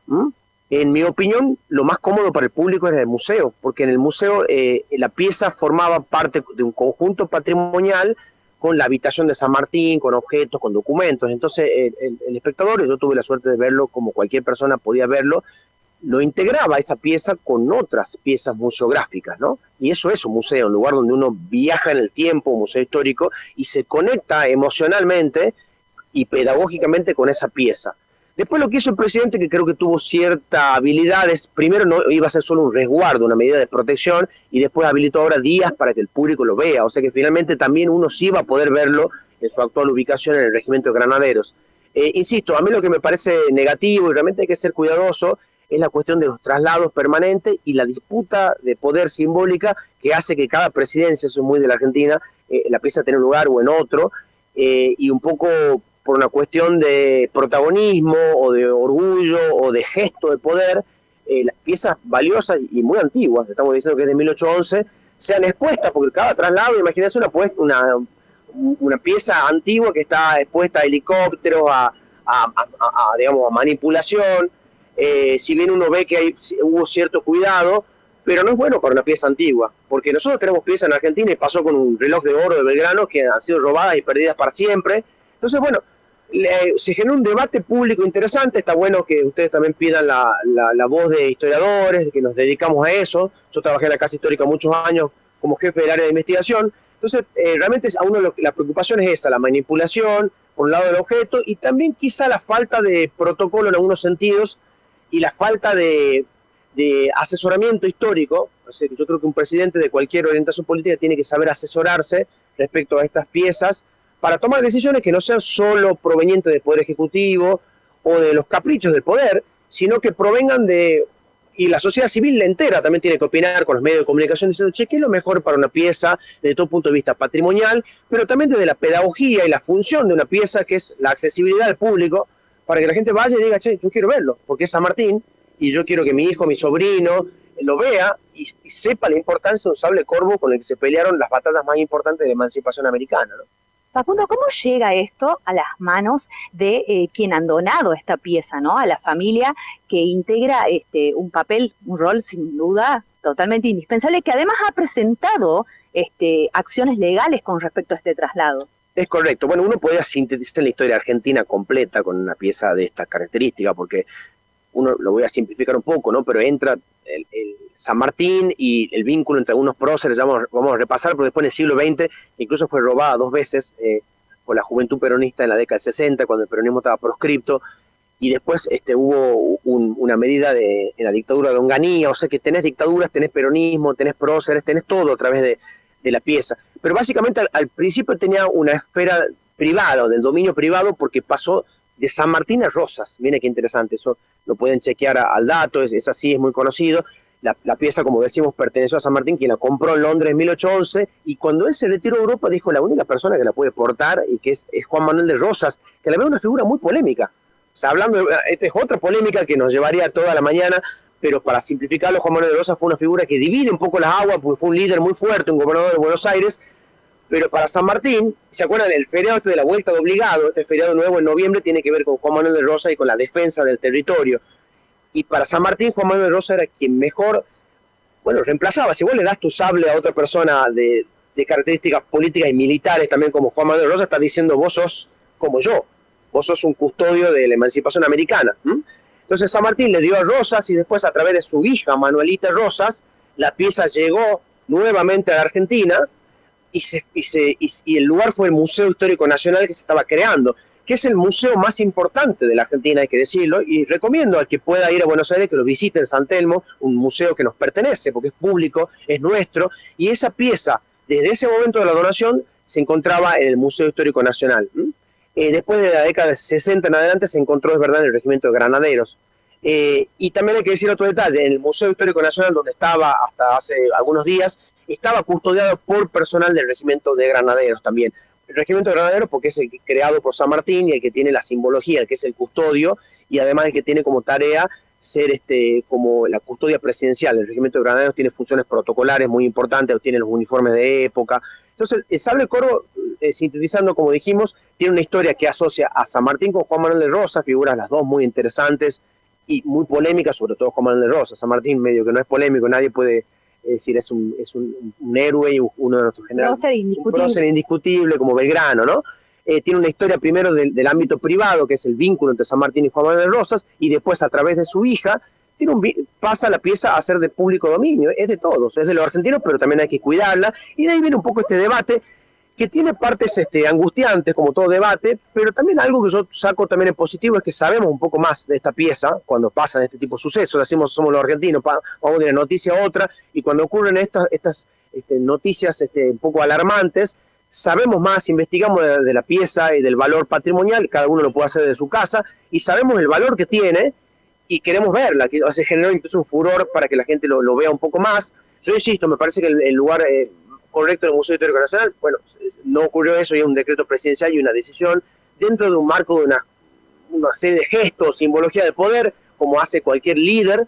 Debería para mí tener un asesoramiento histórico mucho más riguroso y más preciso. Las razones que han argumentado desde el Poder Ejecutivo han sido que el régimen de Granaderos es un gesto también al ejército, hay que decirlo. Cualquiera puede entender que es un gesto hacia el ejército. Facundo, ¿qué detalles tiene esta pieza? La verdad que es una pieza de origen oriental, entonces es un sable corvo que se usaba, digamos, en el mundo de las batallas en Oriente, digamos, que es muy cómoda para la batalla, para la caballería. San Martín lo que hizo, y además creó el regimiento de granaderos, es buscar agilidad como un arma, digamos, que sea fácil de transportar a caballo. Y así fue el uso que San Martín le dio. San Martín fue, bueno, nuestro gran prócer, mucho más formado militarmente que Manuel Belgrano. Manuel Belgrano es un abogado que tuvo que ir a la guerra, y San Martín traía toda la experiencia de las guerras napoleónicas europeas. Se había formado, digamos, en el lugar bélico por excelencia que era Europa y las guerras napoleónicas, y tenía este sable corvo muy parecido a lo que usaba Napoleón Bonaparte. Entonces tiene una serie de ventajas militares, además de ser una pieza con detalles, digamos, ornamentales muy finos y muy valiosos, que hay que cuidarlo, ¿no? Y bueno, yo creo que como argentinos ahora sabemos estos debates, como es la Argentina. Después tendremos otras novedades y la pieza quizá en otro momento con otro gobierno pueda ser trasladada. A todo esto después renunció también la directora del Museo Histórico Nacional, porque bueno, era la pieza más valiosa. Cuando vos como directora, digamos, no podés asegurar la continuidad de la pieza más importante, eso te genera, digamos, problemas digamos, en tu continuidad de puesto de trabajo. Quizá esto también nos puede llevar a debatir de que los museos históricos nacionales, ese valor deberían ser por concurso, incluso la Casa Histórica. Es importante que estos lugares no estén por una cuestión política, sino que estén sujetas, como cualquier cosa, a un concurso público con antecedentes y con currículum y con una seriedad académica que permita que las mejores personas que tenemos estén al resguardo y a la dirección de los museos que custodian las piezas más importantes que tenemos como argentinos. Gracias, Paco. Finalmente quería que nos sintetices cómo fue esta batalla en San Lorenzo. Bueno, no, la batalla es la batalla en suelo argentino que tuvo San Martín, digamos, y bueno, es una de las batallas que marca el antes y después. Como en Tucumán también tenemos la batalla de Tucumán que marca el antes y después en el ejército, en la lucha contra las fuerzas realistas de la monarquía española. Así que es una batalla de mucha envergadura, de mucho valor. Y bueno, y San Martín es un prócer que queremos como uno de nuestros dos grandes próceres y parte de nuestra identidad, ¿no? Ser argentino es seguir la línea sanmartiniana, belgraniana. No importa el partido político, no importa el resto de tus orientaciones en política o que vos penses en el mundo, son nuestros próceres que custodian y marcan lo que tiene el pasado es eso, que marca también un sentido hacia el presente y el futuro, ¿no? Estos próceres y estas piezas hay que cuidarlas porque de alguna manera algo nos están indicando sobre la sociedad argentina.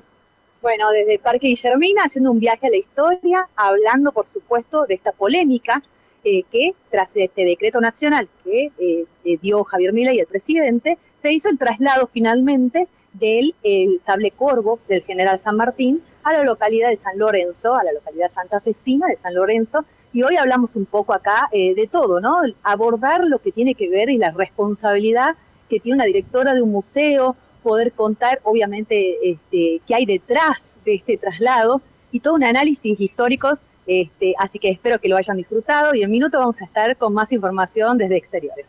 Bien, perfecto, Dani, muchas gracias, muy claro el informe. Vamos a cambiar totalmente de tema, nos vamos a meter nuevamente en el ámbito judicial porque hubo declaraciones importantes por parte del ministro Cunio Libarón. Vir. Sí, así es, Mariana. Como decía anteriormente, en esta polémica que se está dando respecto de la reforma, el proyecto de reforma del régimen penal juvenil, un proyecto que da puja en el Congreso, el ministro de Justicia de la Nación se pronunció ante esto y señaló su apoyo contundente a este proyecto y no solo a eso, sino a uno de los puntos fundamentales que trae, que es la baja en la edad de imputabilidad, de 16 años a 14 años.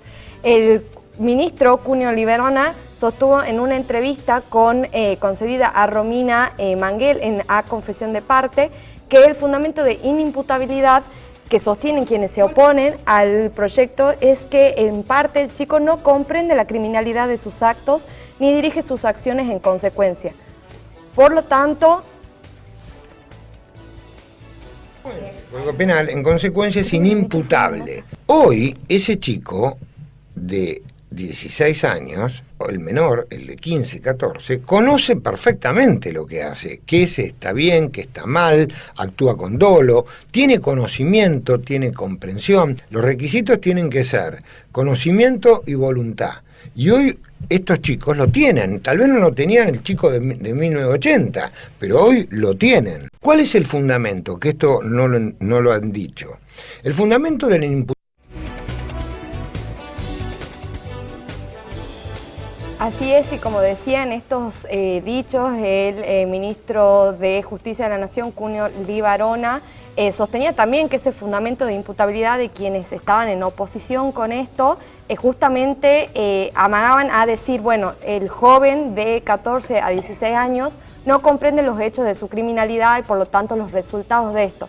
Él sostenía también que este proyecto que empuja el gobierno también fue hecho con mucho estudio por parte de especialistas, con intervención de quienes están ya concediendo en la Cámara y con el derecho comparado desde el extranjero para poder hacer este proyecto. Así que lo apoya en su totalidad y espera que salga y tenga su resultado ahora cuando sean estas semanas la votación. Así es, una semana clave para este tema. Estamos ya en condiciones de irnos a la pausa, pero Peti, hay novedades también en el ámbito del mundo del espectáculo. De 15 años de espera, los fabulosos Cadillac regresan a Tucumán en el marco de la gira aniversario por los 40 años de trayectoria. El esperado show va a ser el viernes 16 de mayo en el Palacio de los Deportes, un reencuentro histórico con el público tucumano. La presentación promete clásico, fiesta, toda la energía que caracteriza a la banda y sin duda será uno de los grandes eventos musicales del año en nuestra provincia. El regreso llega luego del multitudinario recital que la banda brindó en el Estadio de Ferro en diciembre del 2025. Aquel show de más de 2 horas reafirmó el excelente presente del artístico que tiene el grupo, que se formó en 1985. Los fabulosos Cadillac marcaron generaciones con una fusión única como el ska, el reggae y ritmos latinoamericanos. Himnos como Matador, Malbicho, Siguiendo la Luna, Vasos Vacíos, ya son parte de la cultura popular argentina. Y las entradas se pueden comprar online por Pase Show de manera presencial en La Roquería, en Galería Buenos Aires, local 6. Y nos vamos a la pausa con un clásico de rock latino, el satánico Dr. Cadillac, de los fabulosos Cadillac, lanzado en 1995 y parte del disco Rey Azúcar, ska rock, crítica social, en una canción que habla de la pérdida de identidad y de los cambios internos. Ya volvemos, enseguida.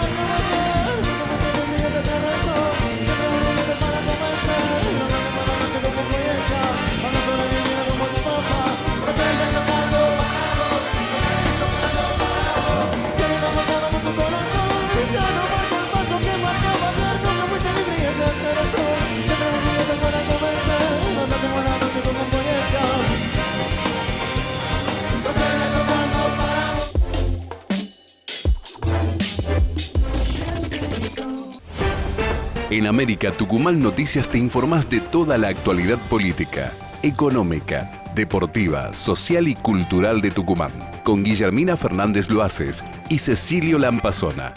Te esperamos de lunes a viernes para terminar la jornada juntos, bien informados y en familia. Siempre en América Tucumán. Con Super, disfruta el precio fijo por 6 meses. Llévate internet más televisión desde 22.990 pesos. Incluye Mio TV por 6 meses, sin cargo. Y de regalo, un libro digital por mes con Skilo. Llama ahora al 0810-222-2323. Super, conectados con vos. El Marqués Café Restó. Vení a conocernos. Encontrarás los mejores precios en cafetería y menú. También contamos con servicio de catering para eventos. Te esperamos de lunes a sábado de 8 a 15:30 horas en cafetería y menú. Y de 12 a 15 horas funciona nuestro delivery. El Marqués. Comunicate al 381-369-5269 o al 3-189-262. Vení a conocernos. El Marqués Café Restó, San Martín 923.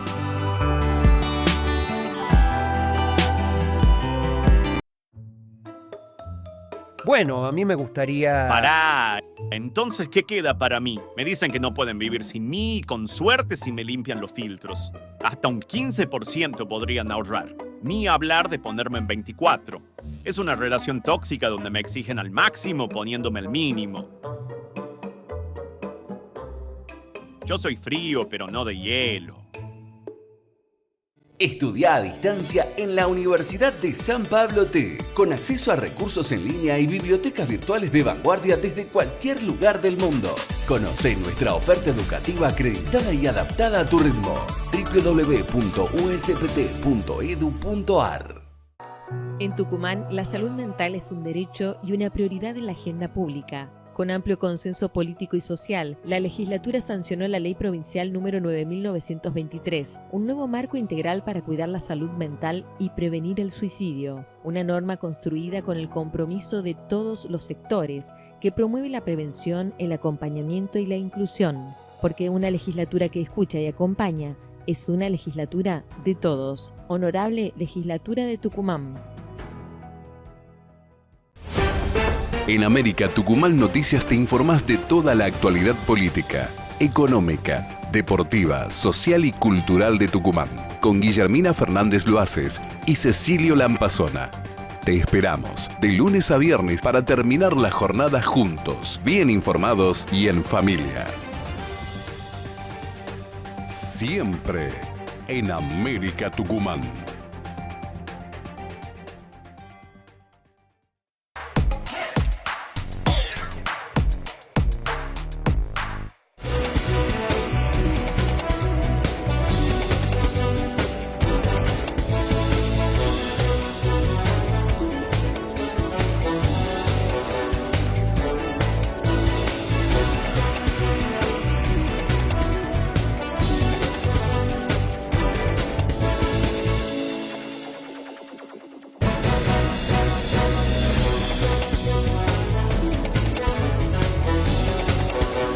Bueno, estamos con dos figuras importantes de la cultura. ¿Tu nombre es completo? Juan Ángel Cabaleiro. Contame un poco de tu vida. Bueno, antes, ¿qué tal? ¿Cómo te va? Hola, ¿cómo andás, Germán? Gracias por venir, No, un gusto. Contame un poco de tu vida. Soy escritor, me dedico a ¿Sos tucumano? ¿De dónde sos? Soy tucumano, y soy escritor hace muchos años. Y aparte me dedico a dar talleres literarios de formación para escritores. Y ahora... ¿Cómo te fue en la escritura? Me fue bien. Llevo publicado 12 libros,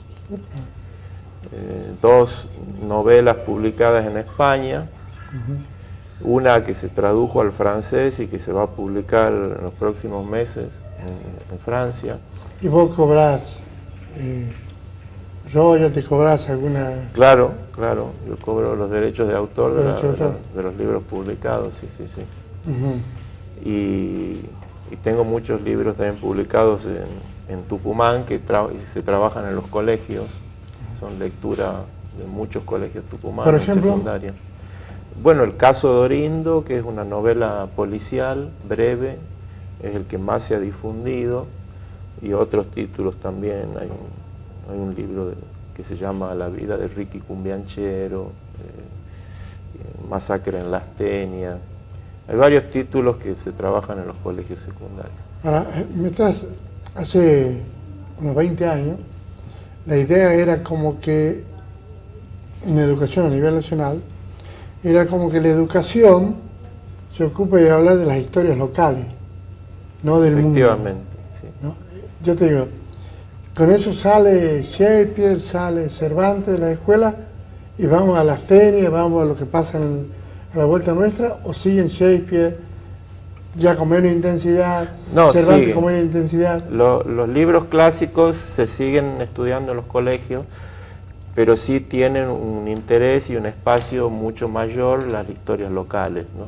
Y sobre todo tienen una aceptación por parte de los chicos, porque reconocen los espacios, los lugares, las historias se desarrollan en la ciudad que ellos mismos viven, el lenguaje de los personajes es el mismo del de ellos, entonces eso es un atractivo muy, muy grande para los chicos, reconocer en la literatura las situaciones que ellos viven, los barrios en los que ellos viven, el idioma, el lenguaje que hablan los personajes, los temas de los que hablan.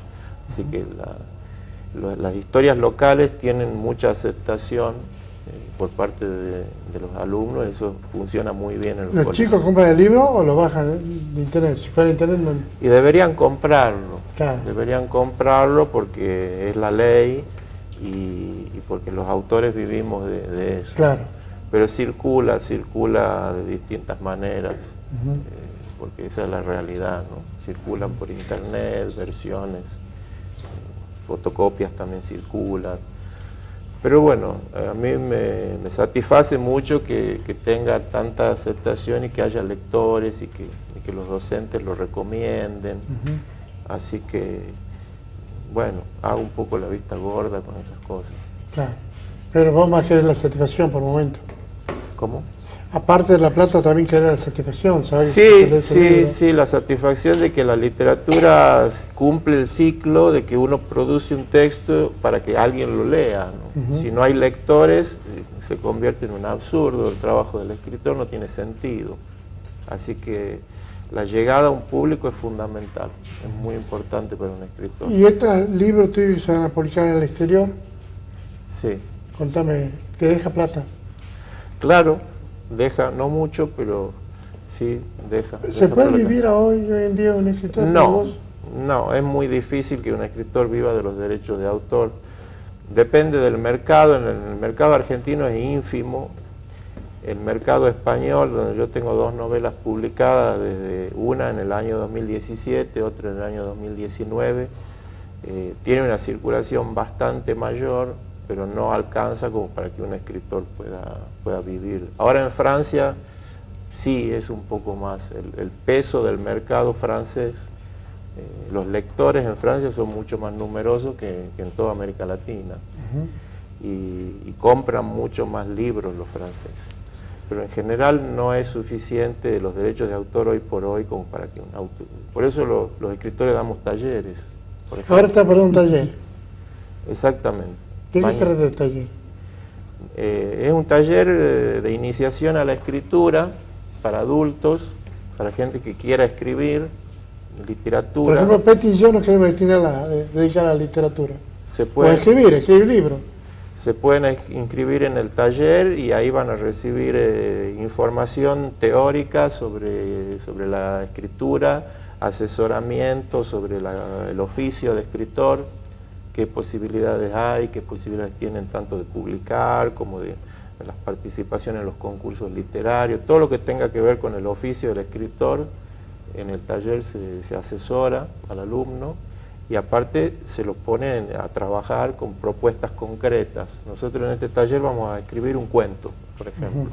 Son 5 clases en donde el objetivo es escribir un cuento de temática urbana un cuento que se va a desarrollar en la ciudad de San Miguel de Tucumán, en donde yo les voy a plantear una serie de pautas para que en base a esas pautas escriban el cuento, y se va a trabajar durante 5 semanas, las 5 clases, para dejar ya la versión final, definitiva de ese trabajo.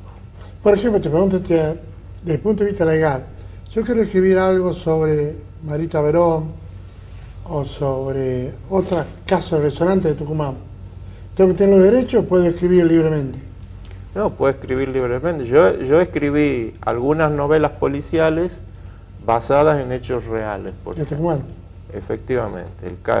Un libro mío, una novela que se llama El secreto de la quebradita, que tiene un cierto apoyo, un cierto basamento en el caso de Levos. Pero no es una investigación periodística sobre el caso, sino que es una novela puramente ficcional que refleja un caso muy similar al caso Levos. Pero sí son temas que son de tratamiento libre. Libre cuando vos creás, sí. Salí un poco de la tradición, salí un poco del derecho, te vas directamente a una cuestión casi surrealista. Sí, uno puede hacer una versión libre de ficción basada en la realidad. Lo único que de consideraciones legales, la única es no tomar como personaje de ficción alguna persona real con su nombre real que pueda afectar su honor. Bien. Entonces, el ciclo este va a ser, cuéntame, ¿de cuándo a cuándo? Mañana de 18 a 20 en el local del Punto Digital. ¿Es presencial? Es presencial, tienen que ir un rato antes de las 6 de la tarde, unos minutos antes, para inscribirse, y a las 18 horas en punto comienza el taller. Y empieza mañana martes y es 5 martes, hasta el día 10 de marzo. Bien. Tienen que ir directamente a San Martín 461. ¿no? 251. 251, perdón. Entonces, la Casa de la Cultura. En el Ente Cultural de Tucumán. Está el Caviglia, bien. Ahí hay un punto digital. Cuéntame un poco, vos que sos un especialista en temas de videos y de creaciones, de cine y todo eso. ¿Qué está pasando con los chicos ahora en Tucumán? Bueno, ya podríamos hablar de un cine tucumano, ¿no? Porque ya tenemos una producción de ficción justamente. Y hay una cámara también. Sí. Los chicos se han organizado, ya tenemos 2 o 3 generaciones, ¿no? La escuela cumplió 20 años, la escuela de cine, y hay algún apoyo del Estado que da sus frutos. Pero por otro lado, me parece, en mi mirada, que la creatividad, las nuevas tecnologías, el hecho de haber aparecido otra forma de comunicarse, incluso también, como es el caso del streaming, ha hecho del audiovisual algo posible, ¿no? Hablábamos del escritor. El caso del audiovisual y algunas otras herramientas de las industrias culturales, es muy posible poder vivir de esto y hacer un trabajo en equipo, hacer tu proyecto y llevarlo adelante.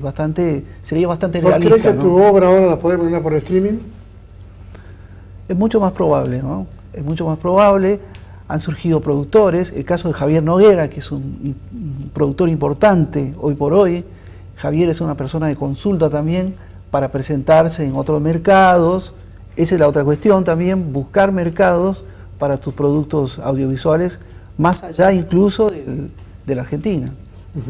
Entonces, vamos a decir que ahora los nuevos productores audiovisual se están inclinando un poco más hacia el streaming. Sí, sin duda que sí, sin duda que es una herramienta más para poder contar una historia. ¿Es el sueño que yo voy a hacer una película y me la van a pasar en Netflix? ¿Queda como un sueño o vos crees que puede ser una realidad todavía? Es un sueño posible, es un sueño mucho más accesible hoy por hoy. El mundo quedó mucho más chiquito, ¿no? Entonces, si bien Netflix no está a la vuelta de la esquina, pero sí es mucho más probable, no solamente desde esa plataforma, sino que de muchas otras. El apoyo del Estado argentino también cambió muchísimo, la política pública en relación a la cultura en general y al audiovisual en particular. Hay dos películas, Belén y Homo Sargentus. Vos dijiste acá un día que Homo Sargentus recibió apoyo del Estado. Recibió apoyo del Estado, sí. ¿Belén recibió apoyo del Estado? Belén es una película producida con fondos privados y no recibió ningún apoyo del Estado. Por ejemplo, el tema es el siguiente, no es mala palabra el apoyo público y el apoyo privado en relación a la producción del audiovisual. ¿Por qué? Porque cuesta mucho llevar adelante un audiovisual. Entonces, en cuanto más dueños, por llamarle de alguna manera, haya, mejor todavía. Entonces, no sé el caso de Belén, creo que deben ser 3, 4 productores, pero fácilmente una producción audiovisual colombiana, por ejemplo, debe tener por detrás 6, 7 productores distintos para poder llegar adelante. En cambio había otra mirada, me parece, cuando había un apoyo un poco más cercano del Estado argentino en relación al audiovisual a través del Instituto de Cine. Eso fue mutando, fue cambiando, hoy me parece que es otro el panorama y hay que salir atrás también de los fondos privados para poder producir el audiovisual. Importante sería de que el Estado argentino también siga teniendo una mirada porque el audiovisual argentino es altamente competitivo. Claro. Entonces, lo que ayuda en términos del apoyo del Estado es que podamos ser mucho más competitivos respecto al exterior. Es un solo mercado, ¿no? Esto se convirtió en algo que es un solo mercado mundial en el cual hay que salir a competir. Bien, te agradezco muchísimo. Bueno, mucho éxito en lo suyo. Muchas gracias. Gracias por venir. Gracias a vos. Deportes. Bueno, vamos ahora a hablar sobre los goles, el show de goles de esta fecha número 4 del torneo de apertura 2026, que por ejemplo tuvo partidos relevantes como este de River ante Tigre, sí, porque el batacazo lo dio el matador de Victoria, allí Romero abriendo para que llegue el primero de Cerrago, el ex River pedía disculpas. Luego, fíjate, otra corrida de Nacho Russo para meterla al medio y Romero.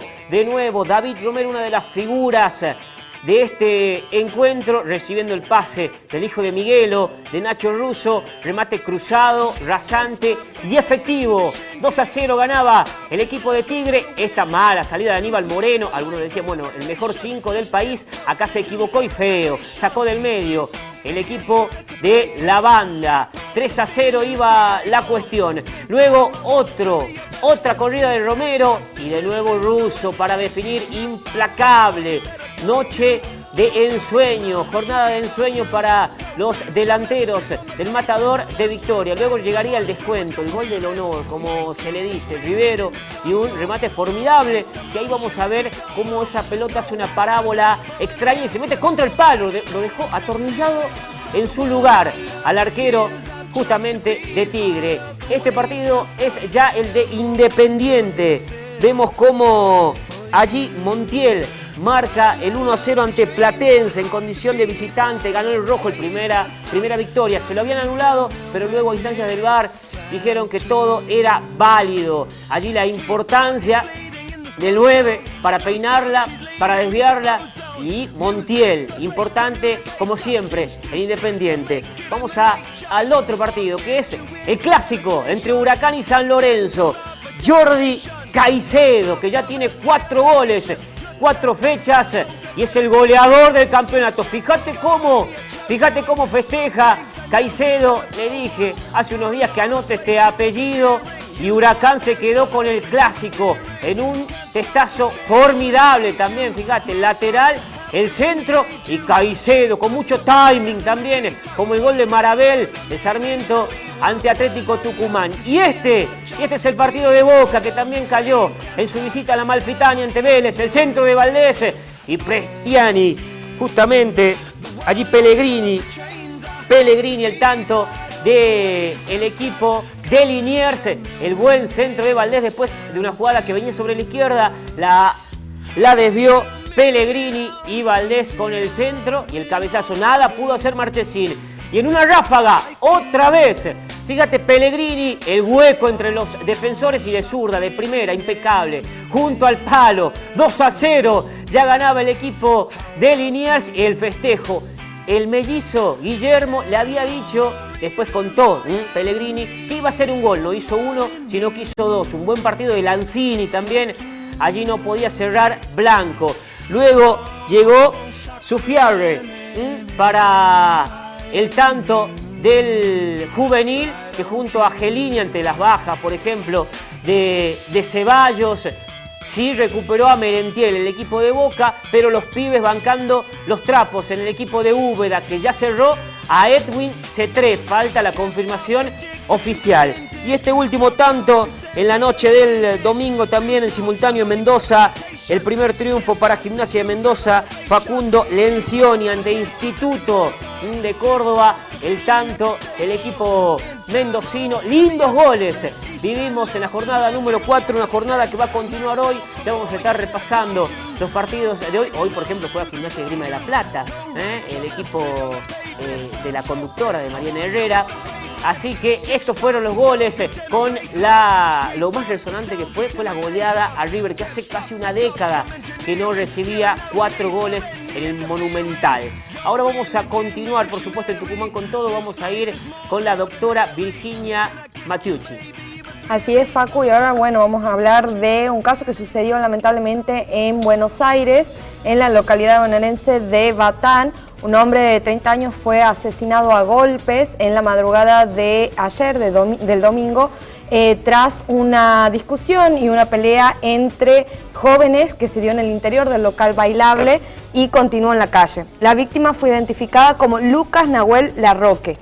Y según reconstrucción oficial de los hechos, Larroque intervino en una pelea entre las chicas para proteger a la hija de su pareja y a su amiga, intentando que cesaran las agresiones.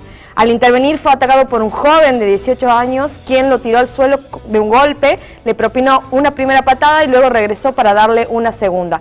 Esta vez, con esa segunda patada, le causó un traumatismo craneal severo, pérdida de masa encefálica y asistencia respiratoria, que derivó en su fallecimiento en pocas horas después de su traslado al Hospital Interzonal General de Agudos en Mar del Plata. El fiscal interviniente, Leandro Arévalo, acusó al principio al agresor de 18 años de homicidio alevoso, pero luego con el desenlace terminó en homicidio agravado caratulado a esta causa. Impactante por la violencia que se ha manejado. Vamos a seguir desarrollándolo en los próximos días. Rápidamente nos vamos a exteriores porque ya están nuestras compañeras listas. Dani, vamos con vos. Sí, nos encontramos acá en la legislatura, en este momento, en el despacho del legislador Agustín Romano Norri, quien es miembro de la Comisión de Asuntos Constitucionales, porque hay un tema de agenda muy importante, por supuesto, para toda la audiencia, que tiene que ver con la elección del defensor del pueblo. Muy buenos días, ¿cómo le va? Buenos días a todo el estudio, a todo el equipo y a toda la audiencia. Bueno, contanos de qué se trata primero esta figura del defensor del pueblo. ¿Por qué tiene relevancia para los ciudadanos? Bueno, el defensor del pueblo es una figura que en los últimos 40 y 30 años ha comenzado a tomar relevancia en nuestro país con la reforma constitucional del 94 a nivel nacional. Acá desde antes ya tiene vigencia el mismo, y entendemos que la necesidad de tener a alguien que defienda los derechos también de los ciudadanos desde otro punto, no desde ser parte del Poder Legislativo, del Poder Judicial, sino desde un espacio en el cual podamos, cuando vemos que nuestros derechos están siendo cercenados, no se está cumpliendo como corresponde, podamos llevar adelante un planteo sin tener que ir a la justicia, ¿no? Por ejemplo. Legislador, ¿cómo se van a dar estas elecciones en la provincia? Bueno, esto es un proceso que primero lo que se está haciendo, se hace hecho la convocatoria y tenemos hasta el día miércoles la inscripción de los postulantes, y luego de eso, bueno, hay un pequeño periodo de impugnación, porque se trata que tengan una conducta intachable cada uno de las personas que se inscriban en el mismo.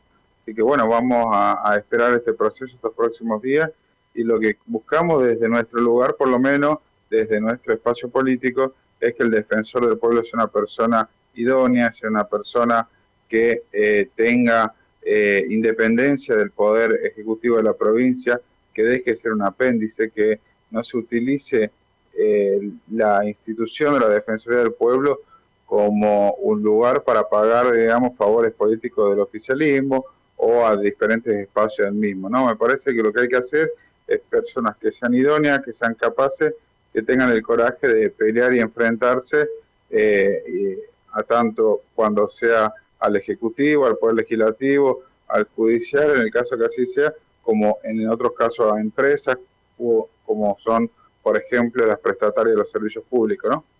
Bueno, ¿cómo sigue este proceso de elecciones luego de que cierre esta convocatoria y saber si es que ya hay muchos postulados? Hasta el viernes había aproximadamente 8 postulantes, van a seguir postulándose seguramente estos días. Hace 5 años creo que fueron 52, 53 personas, así que calculamos que va a ser un número similar. Bueno, lo que buscamos, como te digo, una persona que sea independiente del poder de turno, de los tucumanos, el interés de los vecinos. Ese es el objetivo que nosotros vamos a llevar adelante y que vamos a trabajar en esta semana en eso, ¿no? No vamos a permitir que se siga utilizando la Defensoría del Pueblo como una institución para favorecer a algunos amigos del gobernador o del oficialismo provincial que no han logrado una intendencia o que no han logrado la renovación de una banca y quieren darles a ello, ¿no? ¿La Comisión de Asuntos Constitucionales hace una elección luego de tener a todos los candidatos postulantes? Es un trabajo conjunto, la Comisión de Peticiones y Poderes, de Peticiones y Acuerdos y la Comisión de Asuntos Constitucionales, y se va a llevar adelante, digamos, como una elección, un dictamen de la misma para que sea tratado antes del 8 de marzo dentro del recinto de la legislatura, ¿no? ¿Y cuándo tendríamos a ese flamante defensor del pueblo en funciones ya? Yo calculo que, bueno, el 8 de marzo tiene que asumir, así que la primera semana de marzo me imagino que podríamos estar teniendo la sesión correspondiente.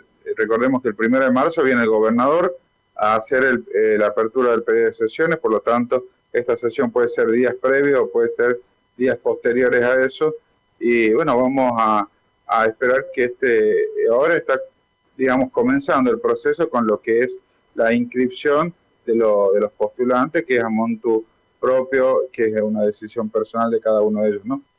Bueno, muchas gracias. Ahí escuchábamos al legislador Agustín Romero Norri, miembro de la Comisión de Asuntos Constitucionales, brindándonos detalles con respecto a la elección del defensor del pueblo y, bueno, a lo que viene, por supuesto, a estas aperturas el domingo 1 de marzo aquí en la legislatura, con la presencia, por supuesto, del gobernador Osvaldo Jaldo aquí para hacer aperturas de sesiones, ¿no? Bien, perfecto, Dani, muchas gracias. Ya estamos sobre el cierre, pero agenda para la jornada de hoy deportiva, Facu. A las 5 de la tarde, Barraca Central, después de que le costó en Copa Argentina, recibe a Gimnasia de Esgrima de La Plata a partir de las 5. 7:15, Estudiantes reciben La Plata Deportivo Riestra, misma hora. Lanús en la Fortaleza se mide ante Talleres de Córdoba. Y a las 9:30 de la noche, en Córdoba, en Río Cuarto, Estudiantes juega ante Independiente Rivadavia de Mendoza los partidos de la cuarta fecha de la Liga Profesional de Fútbol. No se duerme siesta con este cronograma de partidos. Peti, rápidamente, tiempo. La temperatura hasta ahora 24 grados 7 décimos, 73 el porcentaje de la humedad. Bajó un poquito la humedad. La presión atmosférica 954 hectopascales, vientos del norte a 12 kilómetros por hora, la visibilidad 15 kilómetros, cielo despejado por ahora. 33 la máxima. Si sale a la tarde o a la noche por las dudas, lleve paraguas, entre un 40 y un 70% de probabilidad de lluvia para la tarde y para la noche. Y nos despedimos y mañana 29 la máxima. Perfecto, Peti, con esta información llegamos al final. Nos reencontramos mañana de 7 a 9 de la mañana por América Tucumán, con mucho más de Tucumán con todo. Chau, chau.